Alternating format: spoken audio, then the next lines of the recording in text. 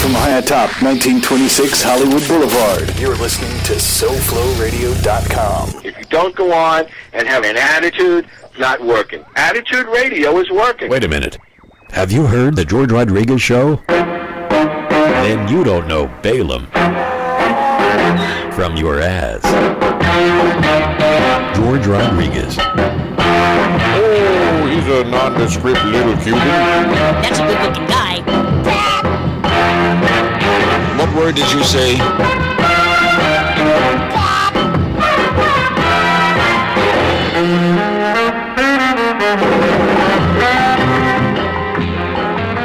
Now look what that kid's doing to my radio station. High ratings and women, he's creating way too much work for me to do. George, you're fired. Now, where's my LSD? You're a bastard.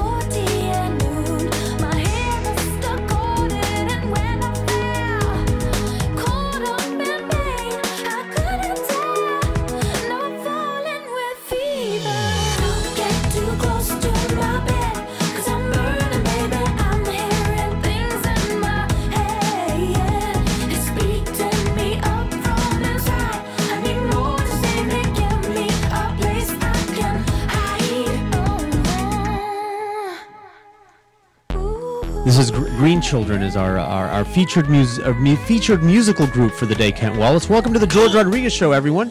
And Kent Wallace over here. When I hope you're honored. And even though it's a crappy day today, both you and the weather conspiring to get me to do the show. People are like, when are you doing the show? It's like, well, when you work for a boss that's such a namby-pamby pussy as I do. That you can just take days off and he just whatever I conspired with the weather. But the weather, it's like it's not a beach You're day. Not going to the beach. Not a beach day today anyway. Might as well do the radio show. The point that I'm trying to make is I enjoy doing the show. I enjoy producing shows for other people much more than doing my own show these days. It's work.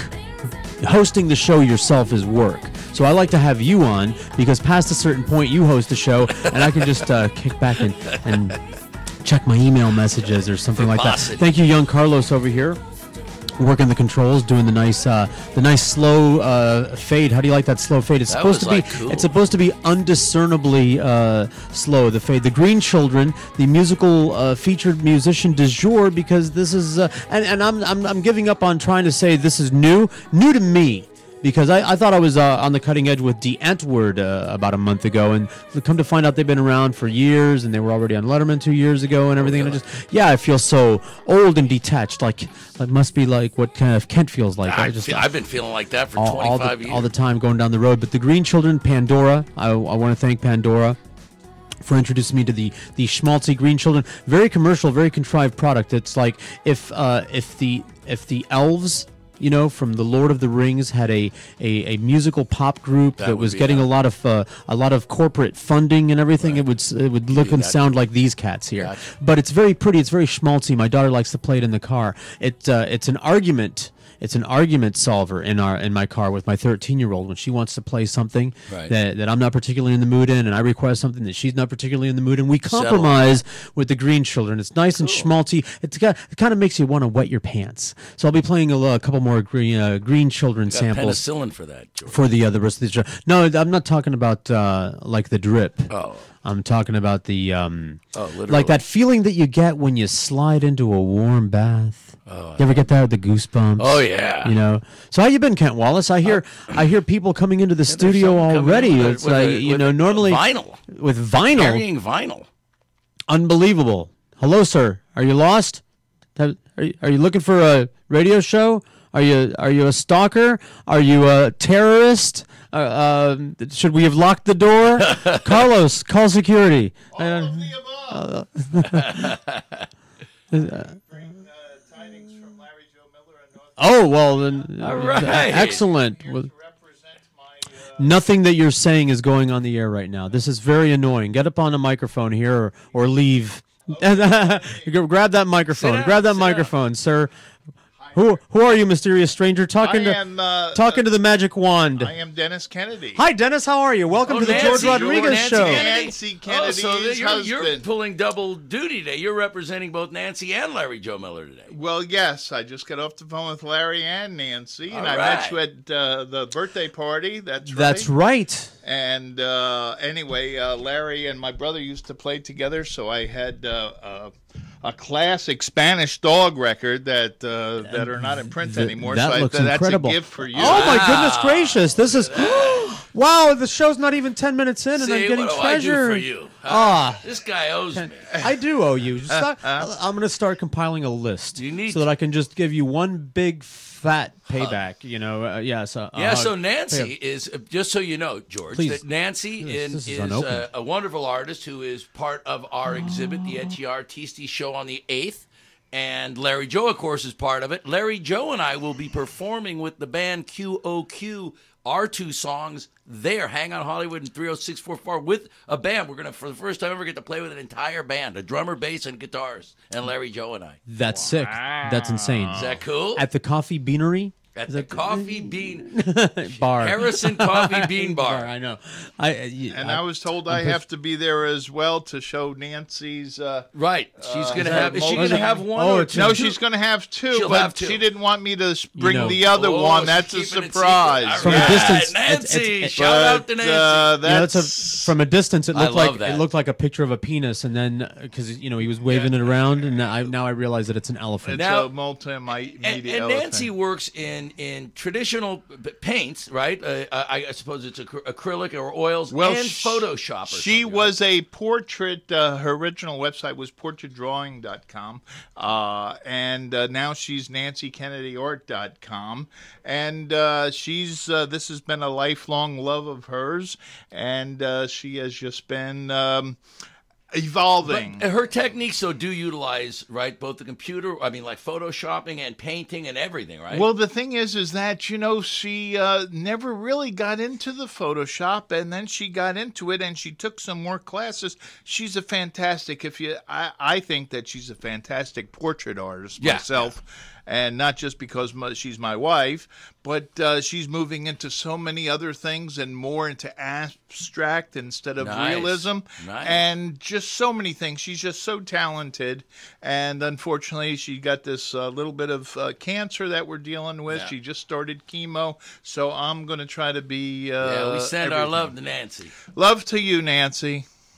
Excellent. This is wonderful. So Larry brought he didn't he just sent Because he's out of town. a representative. That's right. I've been following him. Right. I I follow called him him. on Facebook. We all do. and We follow also each other. around the neighborhood. Follow him around the circle. That's it. And I driving around the circle. I know where he's going. This isn't even open. I don't even want Brand new. to finger this. This is wonderful. I need to put this into a case. This, Okay. Well, this there's goes in some fantastic songs on there, like Your Daughter's a Slut, and all kinds of great songs on there. Wow. You can open it, and then I'll bring you another new one. No. Yes. Well, gotta I got. play the album, I got is what he's trying to tell I you. got I think we have a turntable in the other room, but not in the studio anymore. Turntables in the Right. studio. I got to go call up one of my DJ friends It's an outrage. and tell him. I mean, I have some vinyl. See, we use it as a thermostat. Do you see right above your head there? Yeah. Our Oh, thermostat is a busy box, so we actually keep 4 albums depending on how cold we want to make it, and also it controls the direction of the blast. This is a very old radio trick from the old radio stations, but I'm going to have you guys autograph this. I'm going to have Larry Joe autograph it. Is what I'm going to do, and then Is Larry Joe on that album? I'm not think sure so. if he played on that album. but My he should brother and autograph it Larry anyway. did they played together on the Land That Time Forgot album, which is a classic. You can still find it. And they played a lot together back in the 80s and stuff. I need to digitize this so that I can play it on SoFlo Radio along with all of the other great local bands, both new and older. And by the way, your name came up on a show yesterday, Kent Wallace. Really? Allow me to feed your ego. Goody. All right, put on your bib.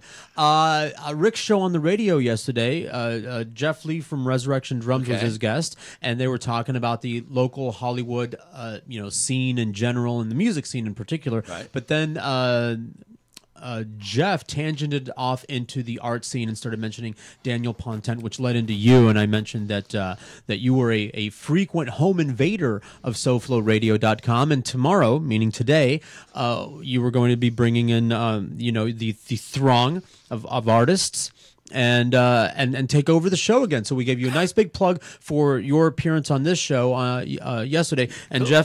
Jeff knows who you are. Jeff's a good guy and admires your work. And so just if you listen back to it, you'll be pleased and flattered. What we all said about you. You have fans here. There's a first time for everything. I know, because listen, look at all, because Daniel Pontet, all the artists that you're going to be bringing in, all the local musicians that we both have in the studio and play on SoFlo Radio.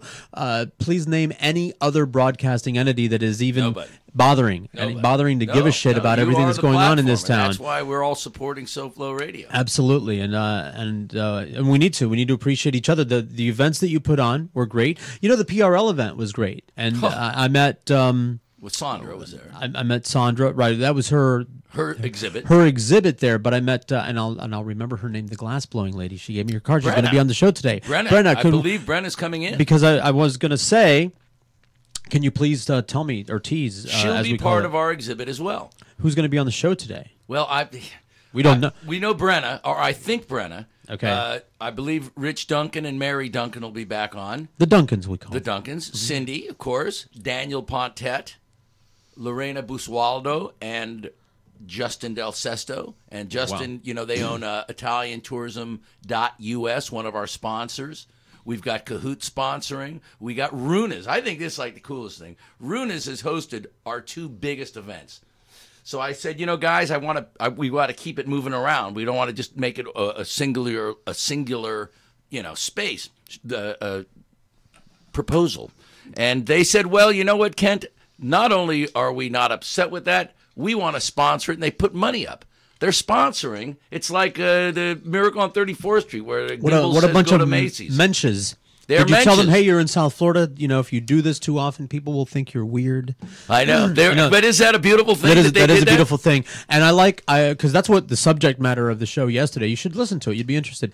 Between Jeff and Rick Santese, it was just very, very Hollywood. The whole theme of the show is what's going on in Hollywood and how proud we all are to be living here and be throwing our efforts behind what's going on. Right on. And supporting artists like That's what Nancy. It's all about. I can't wait. Nancy's brilliant. I mean, her work. Wait till you see. Well, you saw the video. I saw some. Just on her card. That's her card. I mean, look at this. That's what got us. Some of this was up at PRL. No. Yeah. Yes, and it just amazes me, the stuff that she does, and not because she's my wife. Oh, go ahead. I'm sorry, you're allowed to be a fan of your wife. It's okay. Well, thanks. I wanted to be fashionably late, but I thought everybody was going to be here early. My show is chaos.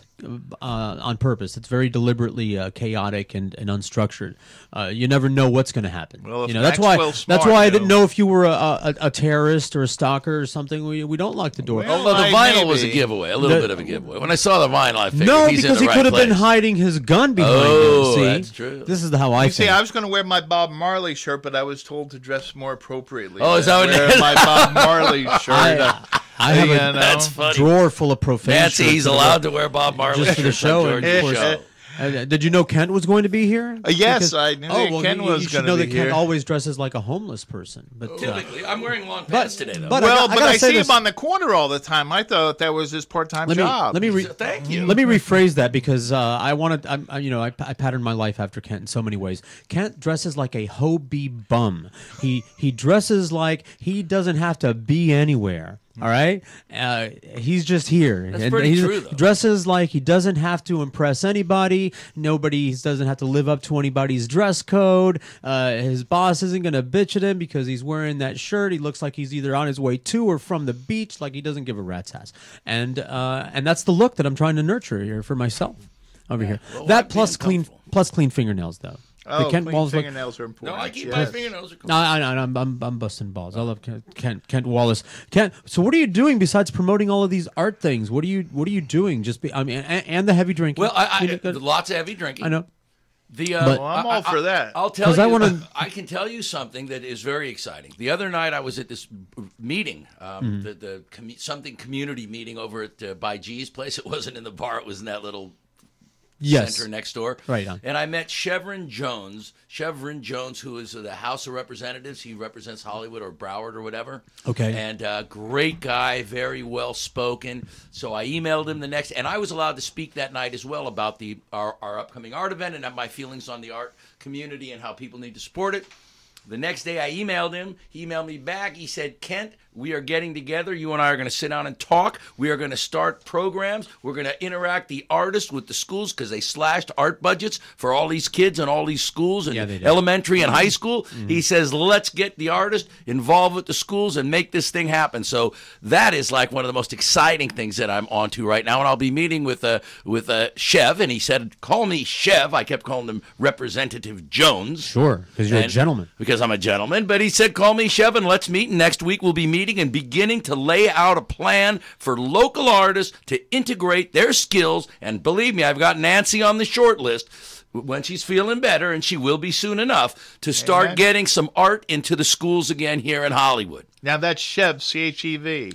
That for short. It's Shevrin is his name. Chevron Jones. It reminds me of the Seinfeld episode about the maestro, but that's neither here nor there. Call me the maestro. Call me the maestro. So shout out to our representative in Tallahassee.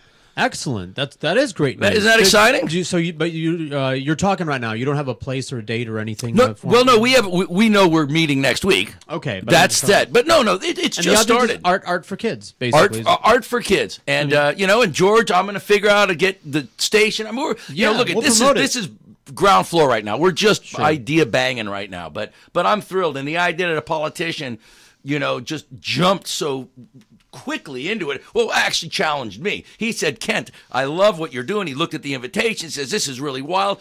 Can you help me with the kids and the programs that have been slashed? I said, you bet, because we've got such a diverse, fabulous, artistic community, and I know they all want to be part of this. That's excellent. That's it's great. Very That's exciting. wonderful. It's I got think me worked up. There's so many places you can do something like that. The Arts Park. The Arts Park does art, and it's kind of part of their name. Yeah, the Arts Park, but they have. I've seen those the art for the kids that they do near the playground, which isn't it's not a big production, right. It just takes up a couple tables there. But they certainly have room to Larry Joe do bigger things. I see those pictures on Facebook that Larry Joe does with his I don't even know what to call it, the gang art that he does. Yeah. Gang go-go. Yeah, where everybody just and Brenna does all those classes. I can see the paint flying everywhere, man. Everybody painting the pineapples. It's like a groovy paint. Like I was going to bring a bunch of mine from that, but my wife was too embarrassed for me to show it. She didn't want anybody to show think her work, or my work. Hers is fantastic. What's wrong? It's all good. I mean, if Daniel Pontet can paint with his feet, then what excuse do the rest of us have? If he can do art with his feet and make it look like that, then certainly with our delicate fingertips. I never forget the first time I saw him at the Art and Seafood Festival. He made that big lobster with his toes. That was exciting. Yeah, I got my mother, ruined art for me because she owned an art and crafts shop and used me as slave labor. So she forced me to do all these arts and crafts, and of course. What's the normal reaction of a child that's forced to do something? You grow up resenting it and everything. Yes. I'm left. What I'm left with now is a good joke, is a punchline. When people ask about tell me a fun fact about yourself, I say, well, I know how to do macrame, and they all laugh, and it's like, well, it's true. I can I can make a few things out of macrame. I can maestro. I can make a planter. You know, a hammock, a wall hanging. Lampshade, awesome. yeah, macrame fool. Can you do Horrible. like God's eyes and stuff? Isn't that macrame? Yeah, with the rope. It's the rope Yeah. tying. Yeah. So I can do different kinds of knots. I might have to look at the chart for some of the fancier knots and everything. But you know there are patterns. Like if you want to do a macrame project, there's basically a pattern or instructions that tells you how much rope to measure out and cord. Horrible thing. Decoupage, pottery, ceramics, you know, the casting and the kiln and all that stuff. I had to do all that stuff. Made some beautiful pieces, but now I hate it. I've actually failed art class in the 9th grade. I got an F in art. But that's easy to understand. You don't complete exactly. No, How did you get like, an F? And I was trying. That's the I got a D. Trying. You don't complete your projects. That was my problem in art class. I was taking too long to finish the project. It was looking good, but I didn't finish it by the deadline. And apparently, that's what art class is all about. If you don't make that deadline, they're not going to pay you. So you're not even you're not really an artist, right? And but that's the same thing. By the way, I resented that. It's like art class. Like how do you? In that context where they're grading you. Yeah, that's bizarre. You know, that as opposed to going to the art in the park or something like that where they're just giving you the tools and encouragement to bring something out. It's the fun. art Great. No, the art they say you got to paint this, it's got to look like that and you got to get done by an allocated amount of time or you get a failing grade. It's like that just turns you off.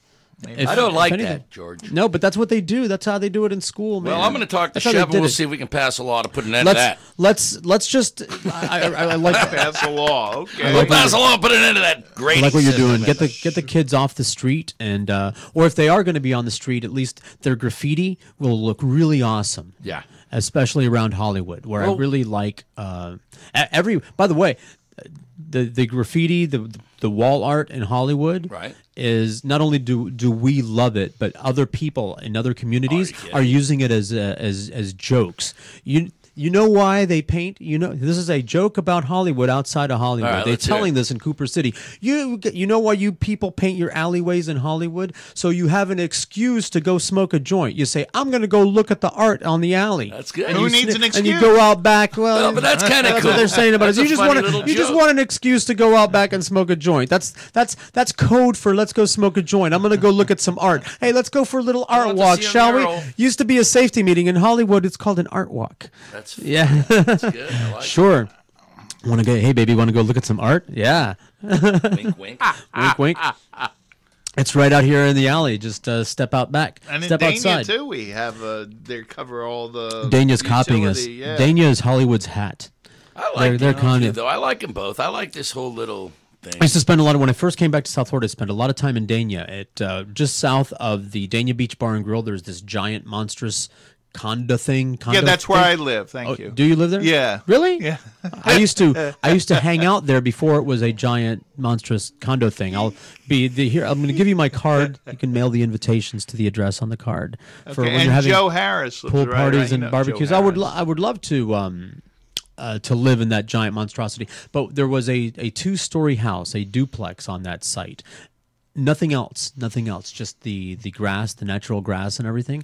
And it was owned by a sweet little lady named Barb and her son Mike. And they were both alcoholics. But they were very nice and friendly, and they allowed all of the beach bums, the Hobie bums, to hang out there. And they had a shower on the exterior, and we would just all hang out front. And we would play cribbage with Barb, and she would feed us, and we would just hang out at the beach all day. I spent a better part of a year hanging out there. Cool. And then Barb died. Mike sold the house, and off they went, and they built that building.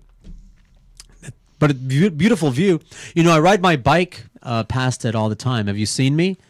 I don't sit out front looking for you. You don't? Well, I was red driving bicycle, for Uber, I'm the- but Uber fired me. I'm the guy yesterday, so- driving No, like Uber's this. done Yeah, we now, got the huh? Uber. That But pisses here's me off. Are they open tonight, though? Is No, this the last There was I a- signed on no, today, no. and they said no. the message this morning. to Miami. They sent a message out to everybody. Here's the thing: I like Uber because in principle, I'm very sympathetic. I almost went to the protest yesterday, even though they turned me down. I wanted to be an Uber driver, but my car is too old. So I've got a little bit of a personal beef with Uber, but that's just a personal thing. But the concept, I think that we ought to be allowed to accept a ride from whoever. Well, the hell. they try to do the same thing in New York, okay? And New Yorkers who do not have this malaise and do not let themselves get knocked around and bullied, put a stop to it real quick. Yeah. And so Uber is safe and sound in New York City because as soon as they said they want to do the exact same thing. It was a taxi cab cartel going after them and the politicians that they donate money to. So they were going to put a stop to Uber, and the public said, "You know what? You gotta be freaking nuts!" And boom, New Yorkers don't let that shit happen on their watch. And people down here better wake up a little bit because they just allow themselves to get knocked around for no good reason. Dude, this is, and I have to explain this to people all the time. In New York, they get things done. The city works, the people work. It's not bullshit. Don't think there's not corruption there too. There is, corruption, but the people are allowed to, they're very efficient. Trumpet. That's the key because the people are vocal. People down here don't freaking get involved enough to be vocal. Foot shuffling slackers down here. Exactly. There's pisses me off. Did you use the word malaise? That's what you said. Yes. You said earlier. I think it's the swamp gas. Maybe I don't know. Maybe it is a southern or thing. the mosquitoes. It is. What it is the mosquitoes are actually sucking the piss and vinegar out of you. Well, how can you have it in Miami and in Palm Beach County? Right. And again, I don't mean to be on my soapbox. I'm not looking for sympathy. Go tell it on the mountain. Yeah, go tell it on the mountain. I have a wife that I need to take to chemo and stuff like that. I can't work a regular job. I need to be able to Uber to make some extra money. Right. And, we're not making a killing, for God's sakes, the 90 cents a mile but whatever. The thing is, they just took it right away from us. Right. And without a fight, I can't even make $100 a week without a fight. And believe me, I can't tell you how many people I know use Uber. Not just you guys that are directly impacted. I'm talking about the people that use it who are pissed off now, but they weren't pissed off enough to rally or get some spearhead person to get it going. It just boggles my mind. I'm telling you, it boggles my mind. I asked 6 passengers yesterday, "What are you going to do when Uber's gone?" One of them said, "Well, I don't know. I'm not taking no taxi cab. I'll tell you that." Yeah, no. Well, good luck. And another one, I hope my daddy will buy me a car.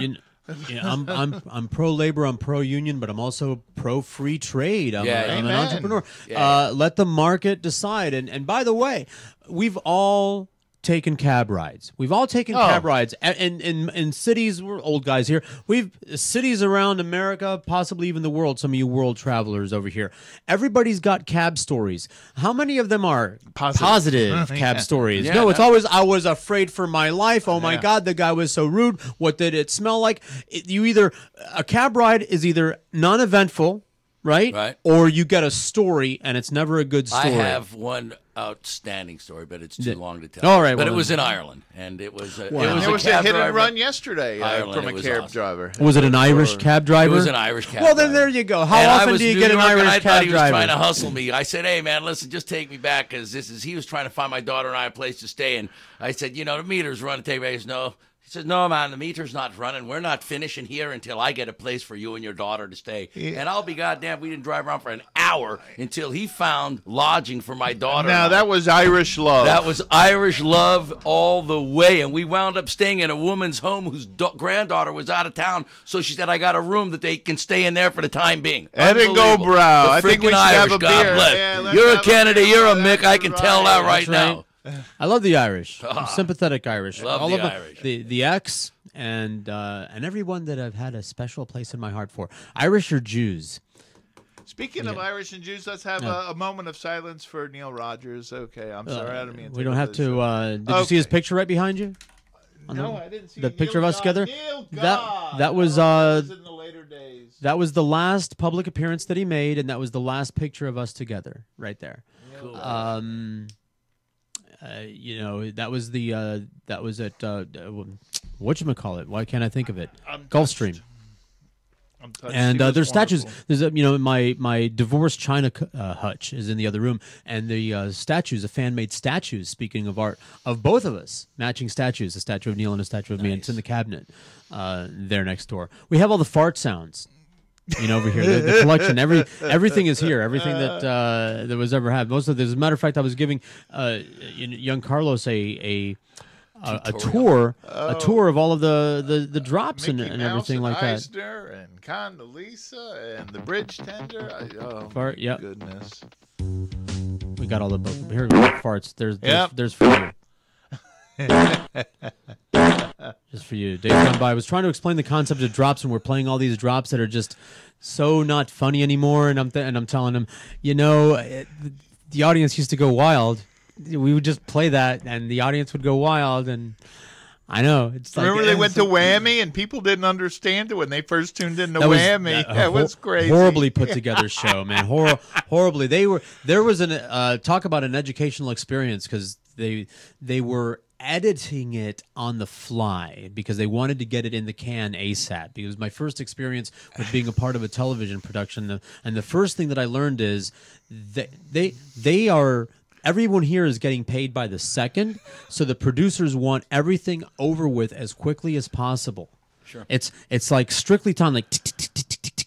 And that's why while the show was in progress, they're editing, and they would just take highlights from the first hour, which was, and any listener to the Neil Rogers Show knows the first hour is you're just trying to get up to speed. That's first gear. You're not really cooking until hour number 3. That's when you're rolling. That's when all of the callbacks and references to earlier in the show are going on.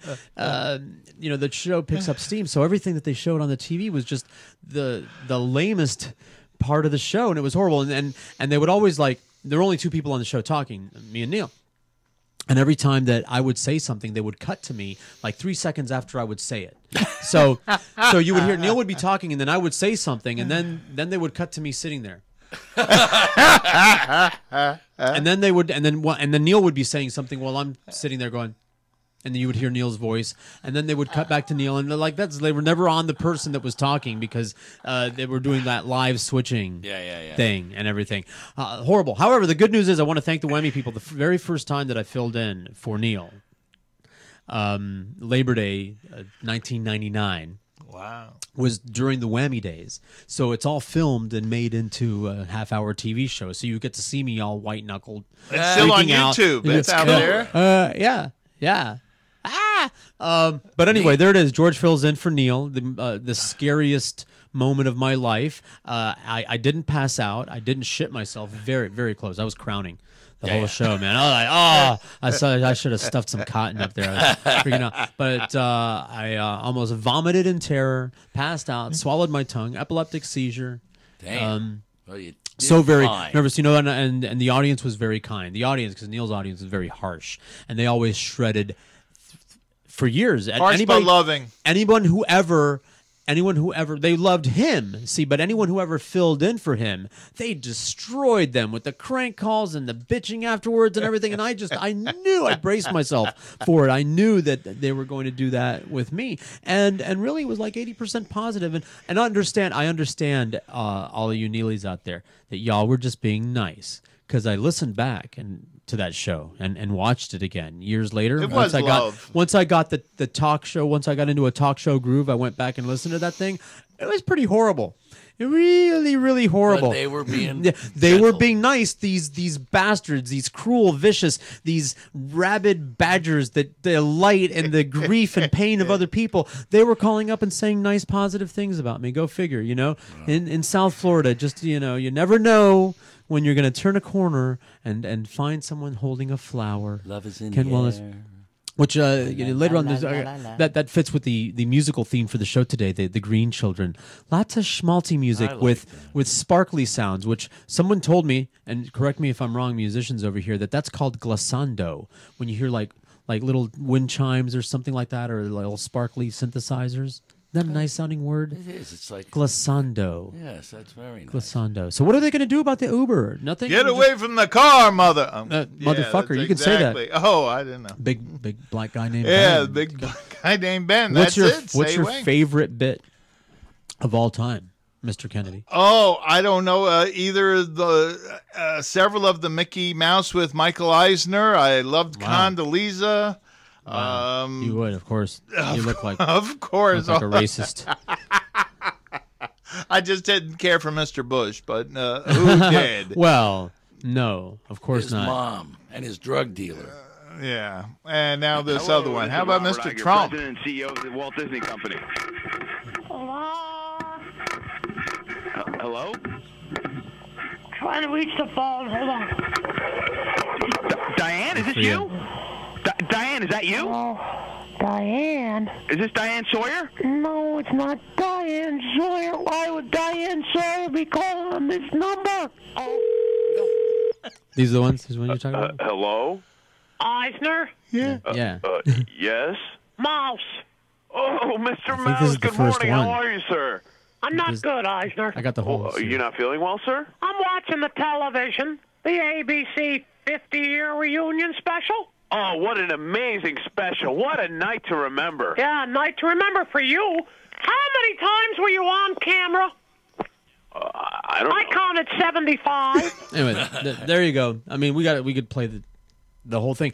We have those shows are out there. You know, the Neil Rogers fans have put all the shows on YouTube, and some of those shows, like the holiday shows, Neil just like all request shows, where it's just almost nothing but bits. So they're out there. They're out as, there, and and they're as wonderful. Boca Brian says, if you want to hear a Boca Brian bit, just open up any browser, open up any file browser, and go to any website, and his bits will come out the other side. He's very bitter about that. She is very bitter about that anymore because you know she was a transgendered person before it was fashionable. Oh, although I always say that you're all copying, King Akhenaten from ancient Egypt. You're all copying. That's the first transgendered person of note of record historically. You know, umpteen thousand years BC. Also, the very first person historically speaking of record to promote or put forth the concept of monotheism, that there's only one God. Other people might have done it and come up with it independently, but that's the one that's on the record there. That's the man. As a matter of fact, credit. he founded an entire city dedicated to the worship of this one God, and his political opponents, her political opponents, used that as material against him to forge a rebellion and overthrew him based on that, and they went back to the polytheistic system. So was that before or Careful. after Caligula? Oh, way before. Oh, okay. Way Caligula before. straightened Way before shit out. Caligula. Okay. Yeah. right. Now you can see how your mind runs there, Mr. Kennedy. Kennedy, come on. I know. Kennedys are great. You know, I'm the only Cuban that defends JFK. That's it. I'm the one. The only one. Look around. Look near and far. You want? They all hate Kennedy. They go. Have you had this conversation with the Cubans about Kennedy? Oh no, I thought they all You don't loved know. him. You don't know any Cubans? Oh yeah, I do. Met a couple? But Everybody Nancy's Puerto Rican, so I mean. So it's a fine line I have to walk. That's right. But nevertheless, the Cubans hate Kennedy. You know this. You understand this, right? No, I don't. You don't. You never heard that story? No. You don't. Yeah. No, the Cubans hate Kennedy. But why? Why would because they of hate the him? Bay of Pigs. Right, of course. Well, they didn't want to stay communist. They didn't. No, want he's to... talking I'm about the talking about the Cubans Cubans here. He's talking about they're pissed off because he let them down. The Cubans here. Oh, Not the ones in Havana. No. Don't you the understand? Corleones? Listen. I'm an American Cuban, so therefore the only Cubans of note are the other American Cubans. We don't care. The Cubans in America don't care about the Cubans in Cuba. Come on, get with the program. I thought they want reparations now. No. Everything is fine. No, you're wrong. Reparations. Listen, the people that want their property back more than anyone else is the American corporations that got their property seized. I thought they by the wanted government. 3 mules and an acre. What are you talking about? You're talking about the black people. These Kennedys, they're so racist. You're talking about the slaves.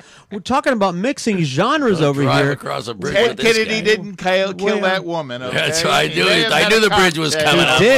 He did kill her, but you know what? What's that got to do with his politics? He's a fine senator. But he gave her last rites. He killed her. Well, he didn't kill her on purpose. He was just very they responsible. were fucked up. Yeah. Hey, we all have 7 or 8 DUIs. Come on.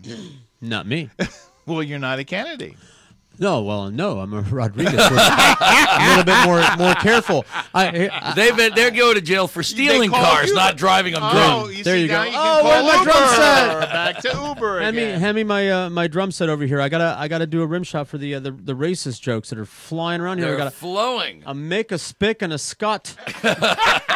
Walk into a bar. Oh, a Scotsman. There we go. Now we can do things over here. The Cubans, and by that I mean the Cuban Americans. Those are the only Cubans that matter. The Cubans over here, like Scarface. They hate Kennedy, right? Exactly. Now you're like Ricky Ricardo. All right, like Hey, like Dieci Caesar, Artisti like family like friend. Caesar, like Caesar Romero. Those like my family. Griselda Blanco. Anyway, she's Colombian. The don't you know that the right-wing Cuban patriots went to take Cuba back from Castro, and they invaded at the Bay of Pigs. Actually, there were more invasions than the Bay of Pigs. Right. That's the one that everyone talks about. That was the big turning point. But it was So a New bunch of Year's Cubans Eve over here. 59, Yeah. Batista. Right.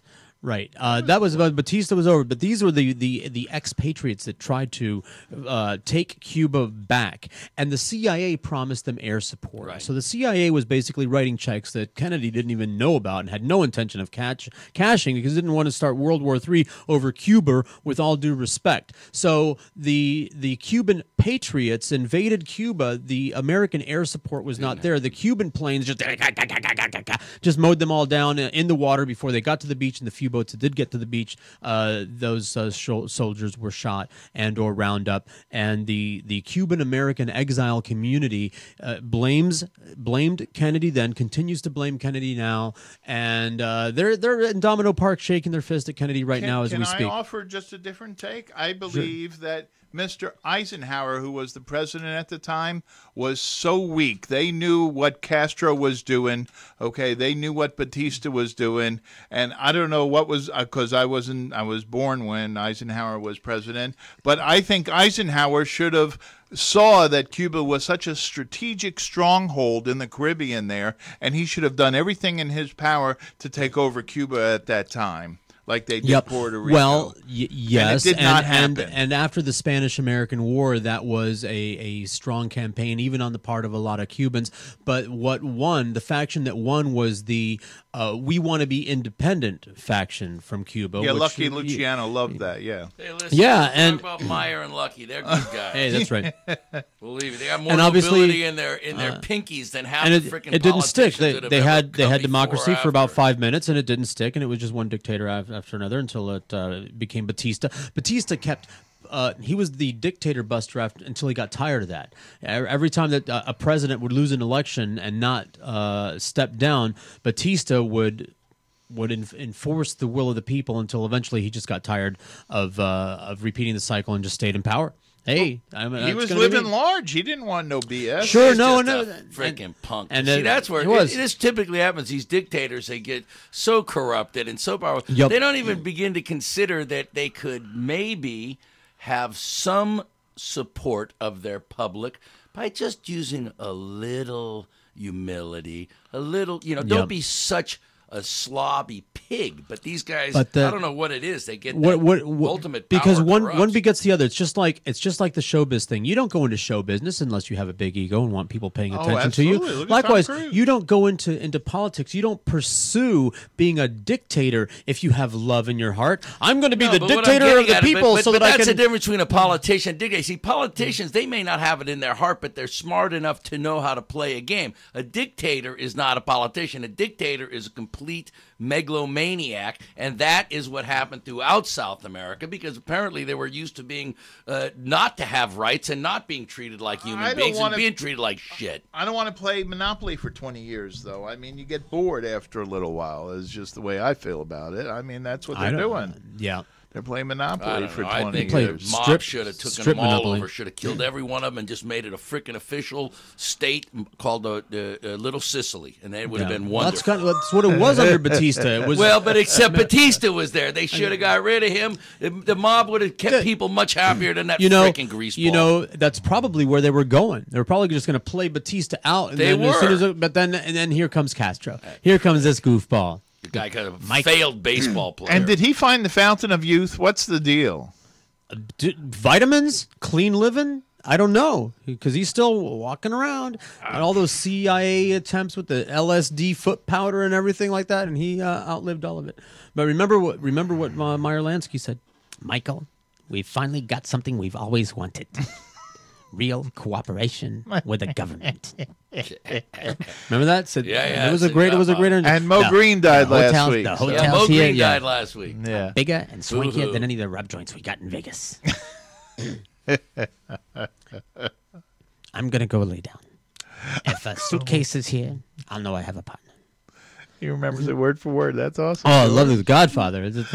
Speaking of Neil, I used to tell people, because people are like, oh, Neil, do you guys hang out? And I go, no.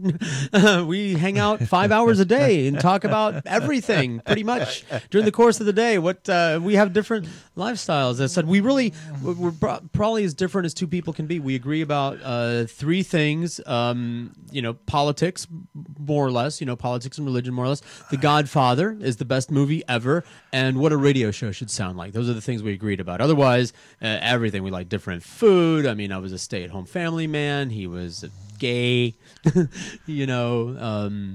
that there's anything wrong with it. Not to go to the track. No, not that there's anything wrong with that. But we were totally people's lifestyle is nobody's business. Ain't nobody's business. Like he liked the boy bands. I'd go to rock concerts and he'd go to boy bands concerts. Yeah. I don't know if you ever did go that one time that Woody Graber hooked him up to go see the Backstreet Boys. Yeah, I think he was just saying that. I'm trying to think of the heterosexual creepy equivalent of being, in your 50s and going to a Backstreet Boys concert or a teen group. What teen female group is out there right now?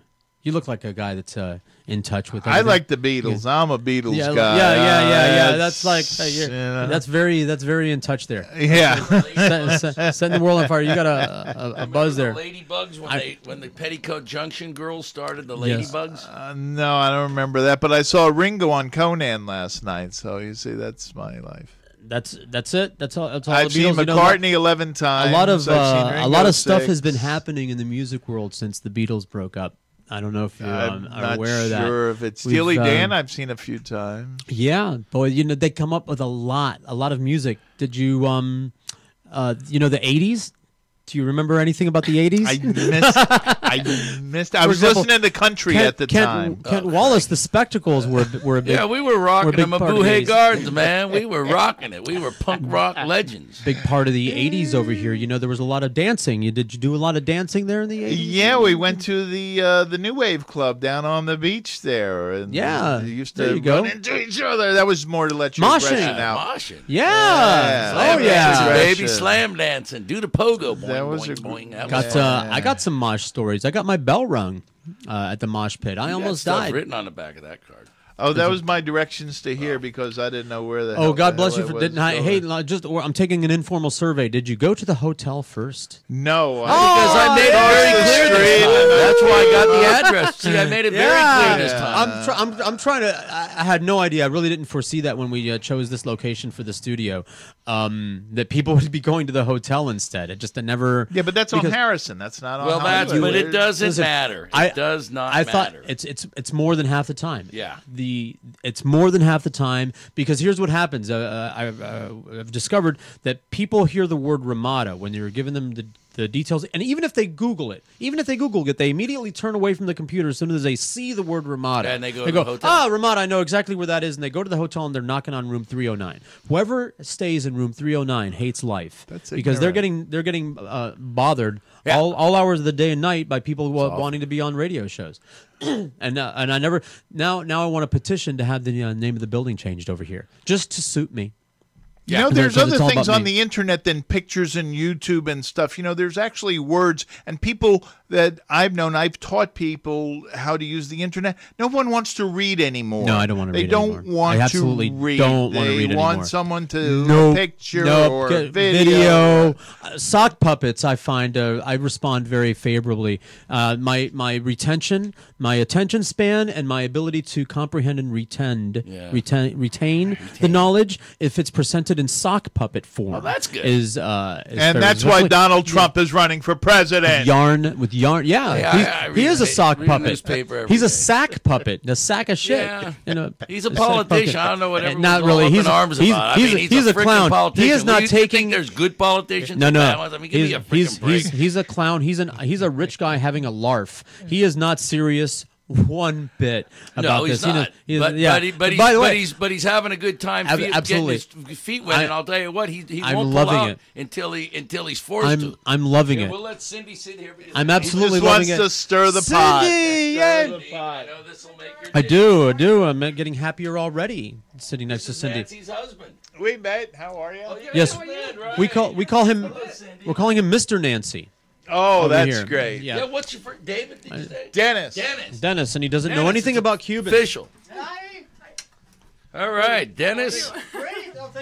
Cat, you're supposed to fill. You're supposed to fill with noise. Mouth Noise. Well, no, I want him to hear the smack sound of hugging. your lips. So I had Cindy's here, and Cindy, of course, is a big part of our show exhibit, and has her own exhibit coming up at PRL. Excellent. Do the honorifics, because I came up with a question for Cindy after we do all the important. I don't know if you have one of those yet. Details. You guys, I have don't. these, right? I got a bunch of them and handed them out. Let's get them handed out. They smell good. They're not collectors. No, it's a light. Dennis. It's a light, fluffy question. It's a light, fluffy question. It's a Cindy different- Podgorszki, who's an actress. Actually, I have a couple of Cindy questions. But later, she's an artist. What did I say? Actress? She's an artist, and she looks good. Yes. So this is part of the question. One of the questions that I was going to we'll talk about when you're going to have this PRL thing. First of all, August 8th is first. Is the first thing. Dieci Artisti at Harrison Coffee Bean Bar. Thank you. And Richie's going to be here at some point. And Rich is on his way. Rich This is Daniel Pontet. But what about you're having Brenna. a PRL show, Brenna? Cindy? Sorry? Brenna the Glass Lady. You're having a PRL show. This is the first on I've heard. September 4th. It's going to be my first solo art show. Turn her up a little bit, Carlos. Solo 'cause art she's not show, loud. PRL. I'll be there September 4th. You going to be there? What day of the week I hope is it? so.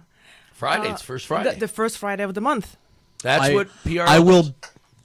Here, my love for the local artists, and you know that 'cause I have to do a disclaimer over here, and that's part of my question. Is do you wonder if people are pretending to like you because you're pretty?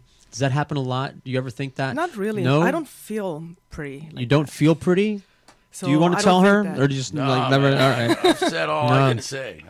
Well, okay then, good. Because if you don't think thank you're you. pretty, then Look, I like people that thank you. I was going to say I prefer a woman that feels that way, a little awkward about acknowledging her beauty, Of because course. it's so easy for a person to define themselves by their looks alone, and those are the most shallow people in the world. Well, somebody- so Looks are Cindy's gonna got go depth. away one I mean, day, Cindy you know? happens to be a beautiful woman, but she's a very She creative does. woman. And what I like most about her is her thirst. She's constantly wanting to have another drink. No, I'm talking about her thirst. Excellent. Her thirst Drink for of knowledge. water. I mean, she went to that meeting with me to help me with the presentation, and she was like into everything that was being It was said so and interesting. joined something. We went to a mass, Spanish mass, and she was into that. I mean, it's wonderful to be around people who are porous enough to want to absorb the things around them, and I think that's hats off to you, kid. I mean, the Amen. priest, he was highly intelligent, and what he was talking about, very interesting. Do you know that he did the English Mass last Sunday? Oh, yeah? The same one. Oh, and he wow. walks around just like he did, Yeah. boy. He was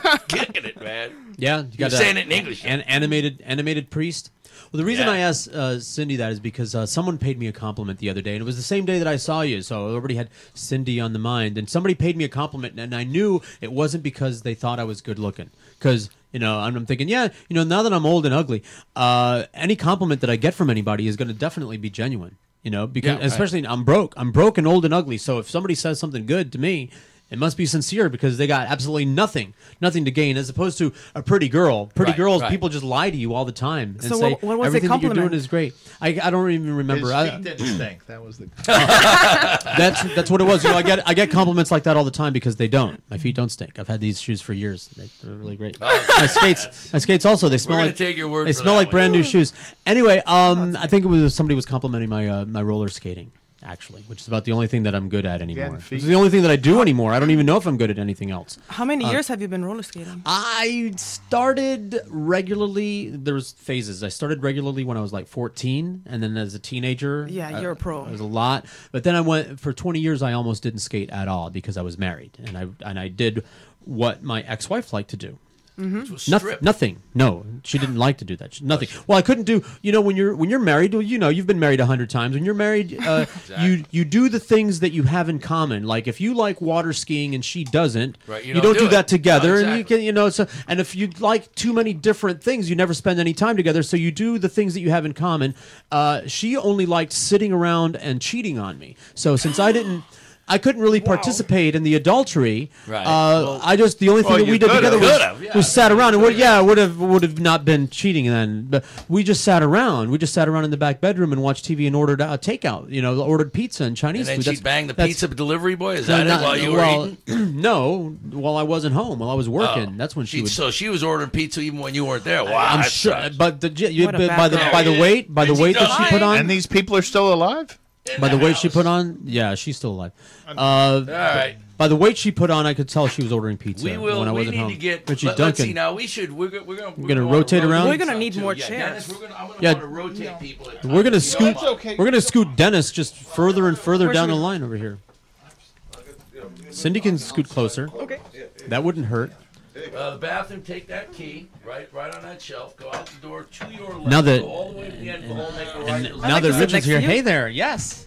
Here, I'll make room for you. What's up, you wandering wild man? You got room? Well, wander, I'm a gypsy. I know. Hey, if you don't say it into the microphone, Richie, it's not. Hey, Brenna, by the way, just so you know, Richie, what? She is putting out her blast tomorrow to promote promote next to Kent. To promote the show. And there's 10,000 I just want to shout at him from here. All right, shout at him. You can do that. 10,000, Richie. Where? Being invited off Brenna's list alone. I am afraid that we may have quite a mob scene. You want some porta potties? We may need them. Okay. Hey, we're going to come over for a drink after, you mind? Sure. Because Justin's birthday, Justin Del Sesto, he's coming in with Lorena Basualo. They all want to have a birthday drink, and everyone wants to take another look at the shop. Let's do it. Excellent. I haven't been in there since it's been in full swing. Only I want to say again, we kind of went over this the last time he was here, but the key, the artist will exist, and then introducing the artist to each other is very important because that's how the art community starts. True. But if there are no venues for them, then nothing good can happen. Our artists will be pilfered by other communities, taking our best ones and showing them in Wynwood or Boca or here or there. So when people like Runa's and PRL and Harrison Coffee Bean Bar open their doors for exhibition, it's not just, they're doing it because they get the press. Yeah, they're going to get butts and seats. They're going to sell stuff. But what they're doing is they're allowing the artist to be cultivated. Bring the art down to Amen. Hollywood. I love Kent's passion. Yeah. I get excited very about passionate. it. Oh, that's great. Very, very passionate guy. Great, and I can't wait for all the artists to be here. I really appreciate that what you're doing for the artists over there, Rich. It's a pleasure. And I would love to tell us about the Coffee Bean Bar. I've been telling people about it, even though I haven't been there, just because I know it's great. Now it's you have great. You have alcohol as well, though. Well, we have the Florida Tap beers. Okay. So, Florida Tap beers, the wines, the great wine selection. The craft beers coming next week. Craft beers in cans. Okay. Ooh. So, the whole thing is we've got wine, craft beers, Florida Tap beers, and the best coffee. I mean, I travel everywhere. Right. And my coffee, even though I own the place, there's some good coffee. I want to ask more about the coffee. I spent time in the Northwest. I know Seattle is where the whole thing started, but it's cold in the Northwest. We all traveled with our own coffee supply. It was like a tank, like life support system, like warmth. Like a little and flask. everywhere you went, whether it was a convenience store or someone's house, everybody always had coffee on. So you would refill your tank, your personal mug, and everywhere you went, that was your coffee. You were fueled all day long. You had to drink the coffee. That's how you existed. So. And that's what gave rise to all the different flavors, and everyone has their different styles. And personally, and even in particular households, like I had my way of making it for my friends to come over. Right. Like I liked hazelnut; that was my big thing. Okay. So what can I expect there? Because I know that there's a lot of different kinds of coffees. We have espressos, there's cappuccinos, there's all the gourmet coffees. I mean, and we don't get into the flavored thing much because that's a different animal. We got coffee from all over the world. All right. Brazil, we got Brazilian coffee, Colombian, we got African coffee, Hawaiian, Blue Mountain. Okay. And it's done in a French press. There's no fancy machines, it's done hot water and French press. And it's done the right way. You have all old school. I can get old school. I can get cappuccino. Yeah, you can get a espresso. shot of espresso. Yeah. In the frothy milk latte or whatever frou-frou thing you're into. Yeah. Hey, we'll give you a little shot there if you really want. If somebody comes in off the street and goes, "We want a frappy, happy, whatever," what I said to frickin' Starbucks. Yeah, fuck it. I guess that's what you know. Tony, that's what I was getting at in a nice way. That's a milkshake. Uncle Tony Cigars. You want real coffee? I got you. He had a bar on Mulberry Street, Little Italy. He had 2 beers and 2 wines. Someone would come in and ask for a screwdriver. He'd say, "Go to the hardware store. You want a fucking vodka?" He'd say, "You want a vodka and orange juice?" Say a vodka and orange juice. Love this guy already. You know. Oh, Uncle Tony. Here's Brenna. Sit down, Hey. Brenna. All right. Hi. Excellent. What's Hi, up, Brenna. girl? Good to see you again. Remember I met you at PRL? You remember that? Okay, good. We're done talking. Do grab the microphone and talk directly into it like this. George is very excited because Brenna Baker is you know, I don't want to call you royalty, but if there was royalty, if there was royalty in a Hollywood art scene, you have done so much. You're getting world press. You're acknowledged by people like David Chihuly, who is arguably the most famous glass artist of all time, at least to the regular people who don't, you may know of some glass artist that was more famous, but Chihuly's the man. Yeah, he's acknowledged you as sort of the next, the heir apparent. She has on news shows and TV shows. I mean, it's very exciting. Wow. She has that hugely successful glass studio, Rich, in the park. That's Hollywood Hot Glass, and she is participating in the show. You're the best. Thanks to you, I'm here today on the radio. Thanks for having me. Well, if George didn't have a show, we wouldn't be here at all. Well, I'm a fan. I didn't even realize. I've met her at PRL, and I don't know, countless times I've been by the glass blowing thing, and I'm a gawker. Like everybody else, So you're a Ooh, voyeur. look at that! They're blowing glass You're a over voyeur. there. I wonder if they're. Yes, I am. I am a voyeur. I'm looking at your window at night too, Rich. But, and always thinking the same things. It's like, I wonder if they're making bongs. I wonder if they're making bubblers. Have you ever done that? I've made one bong in 15 years of my career. Really? Yeah. If you were in Colorado. And my friends still have it, actually. It's in California. I saw it last week when I was I out can't there. wait to have my first class. Bong? No, not the bong. To make my first piece of art. Yeah, sure. Even What, are you today's a gonna make big one? day. You Or taking a tomorrow. class? Yes, she's gonna take a class teach with me. Brenna. Yeah, anyone can walk in Monday, Thursday, Friday, and Saturday from 7 to 10 p.m. There's like live demonstrations where you can watch for free or you could try it yourself. It starts at $30. I'd like to start with the watching for free. Yeah. It's fun. I mean, it's basically set up to where like in 20 minutes you do the fun part and we do the hard part. So like anybody can do it. It's always like a beautiful, colorful success. What if we want to do the hard part? Kind of, Well, we also offer private lessons. So that's like kind of a workshop where you like decide if it's something you want to. What would I end up with at the end of my private lesson? A bong? You end up with a glass phallic. A bubbler, which is kind of a kind of bong. A glass phallic symbol. Is what you end up with. That's what I already know how to make. A blob. I got that down. You could make a like vase or a vase and then take it to the next level outside of the studio. Only because we're in a city setting, Or maybe something like abstract a to little begin more with, no? I understand. No glass don't worry. toys. I got that. I can turn anything into a smoking device. Now, Brenna, Hand me any object and Really? I'll turn it into a smoking device. Right. Do you know? Are you still? You had an idea for the show. I know. I don't know if you're still going with that or if you. Are you doing something different? Do you know? Well, I've been working on this series called Solidified Fluidity. Glass, to me, like when it's in a fluid form, as a solid, it's really its most beautiful organic state. So I make these extended trumpet shapes that are like essentially what I just call them wave trumpets. That's maybe I'll come up with another word for them. But then I cluster them together. And I'm building like a collage or like a coral reef at the Gallery of Amazing Things down the street. As well in their museum section there. So I'm just like spinning off of that series. I like to embody life and like earth with the water and then like white doves like kind of coming out of that. So I think I'm going to stay within that idea and like with water and earth and like that. Well, we're going to go over after the show. If you have a minute, you could walk over with us. Oh, great. And we'll go see and we can look again so you can figure out and you can discuss with Rich where, what. Oh, that'd be perfect. Yeah, let's do that. Thanks again. Yes, we will. Yeah, I know. It's we're pretty gonna make awesome. him give us some coffee, right? Hell yeah. Yeah, I can't wait to try the coffee. I want something exciting, with ice cream and a lot of whipped cream. I just get.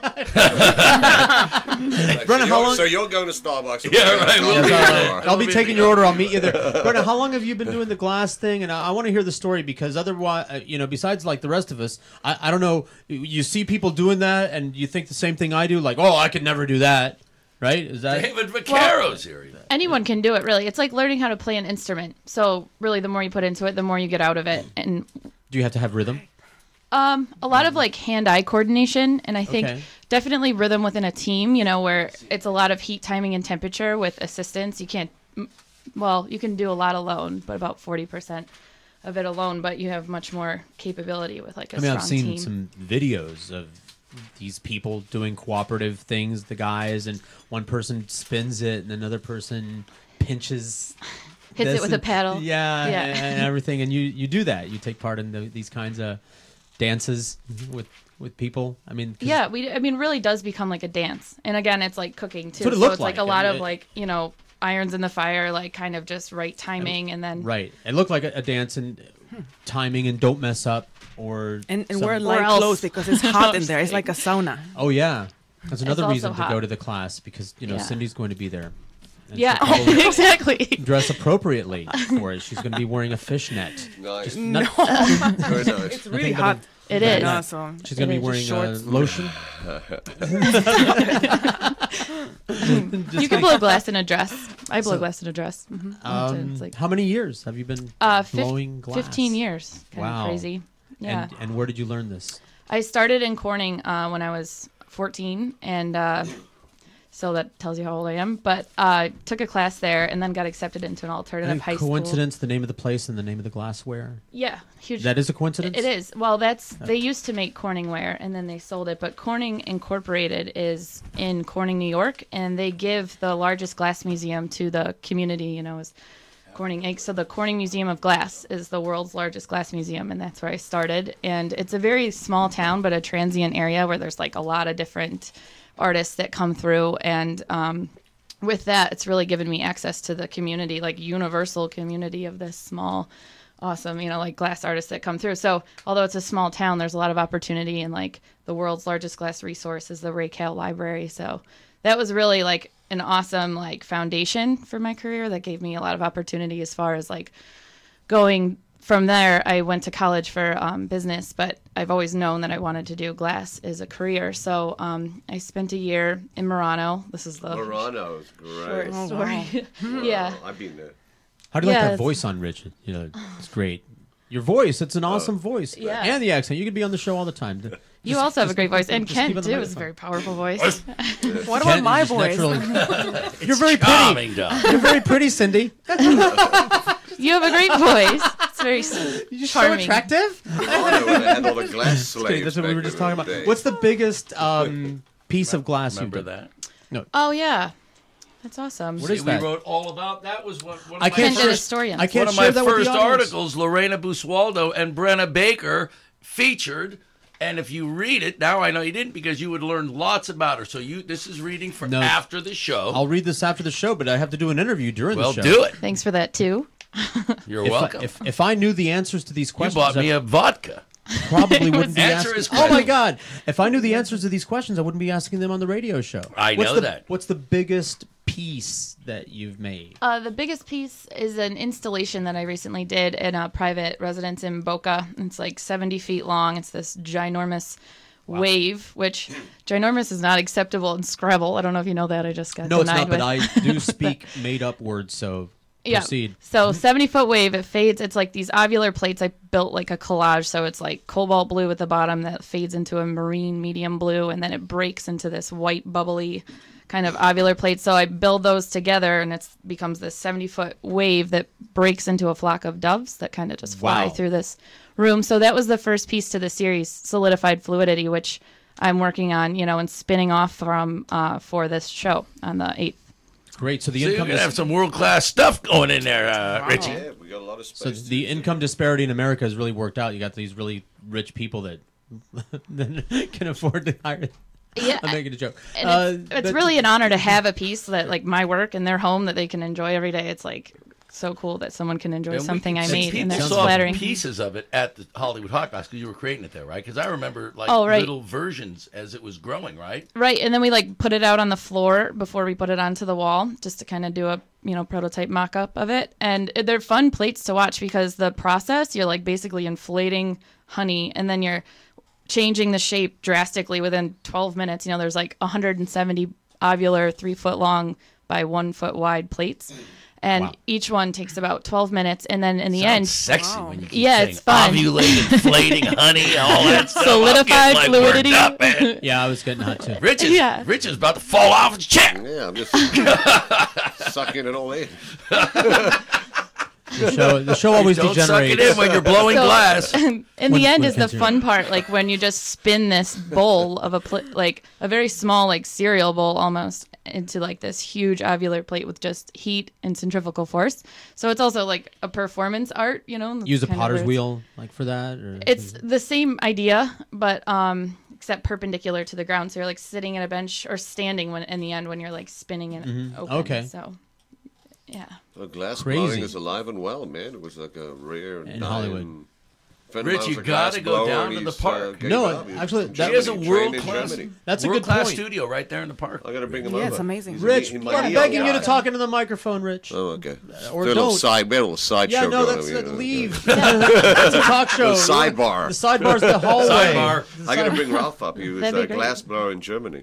And he's a neon artist? He's neon now. He does neon. All my neon work is done by Ralph. Awesome. Neon Maven, German guy, but yeah. That's a good point he brought Glass up. blowers are rare. Was it something that was big and then not big and I it's don't coming know. back? Because we're all stupid about I mean, in Morocco, glass what they blowing do there, scene. that was a glass. They had slaves were there, or they were imprisoned there to become trade people, blow glass, but they kept them captive on this island. Where's this in South Murano, Africa? Venice. Off of the I was gonna Rhone, say, Venice. Take a little boat from you Venice. had glass blowing slaves when you lived in South Africa. Is that what you're saying? 'Cause that's Totally. way more interesting than the other thing.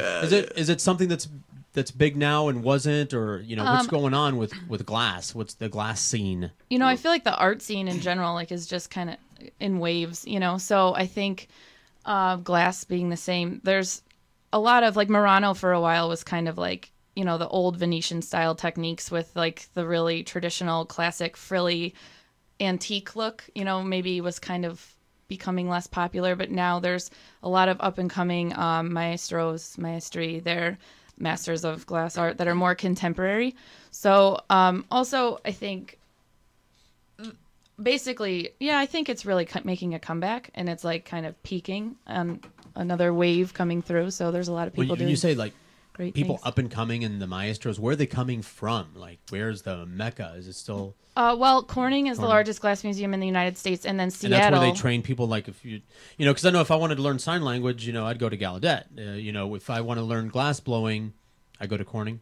Corning offers a lot of like week intensive workshops where you can like specialize in different styles of glass with like artists from all over the world that you can sign up and do that. You can go to universities to do it, but you don't get as much hands-on time as like just working in a studio. In Murano, it's been grandfathered down for hundreds of years. So, and that's another thing with technology today. Like this generation isn't showing as much interest in, taking on this masters of glass because they start at like 10, 11 years old. Okay. And so therefore the oldest masters, Pino Signoretto is the man I worked for there. He's like the sculptor, best glass artist of our time. It was just right place at the right time. I had an opportunity to work with him. And so he, Lino, and like a few other grand maestros, from there are traveling to places like Corning and Seattle where Dale Chihuly is based out of. So Dale Chihuly also offers Pilchuck School of Glass. So there's all these like intensive camps, almost like workshops that you can go out for like a week at a time and learn different things. But really just working in a studio as an assistant is the best way to like get going. So they need to come down to you and say, yeah. Well, you've got the classes. Brenna Baker, may I?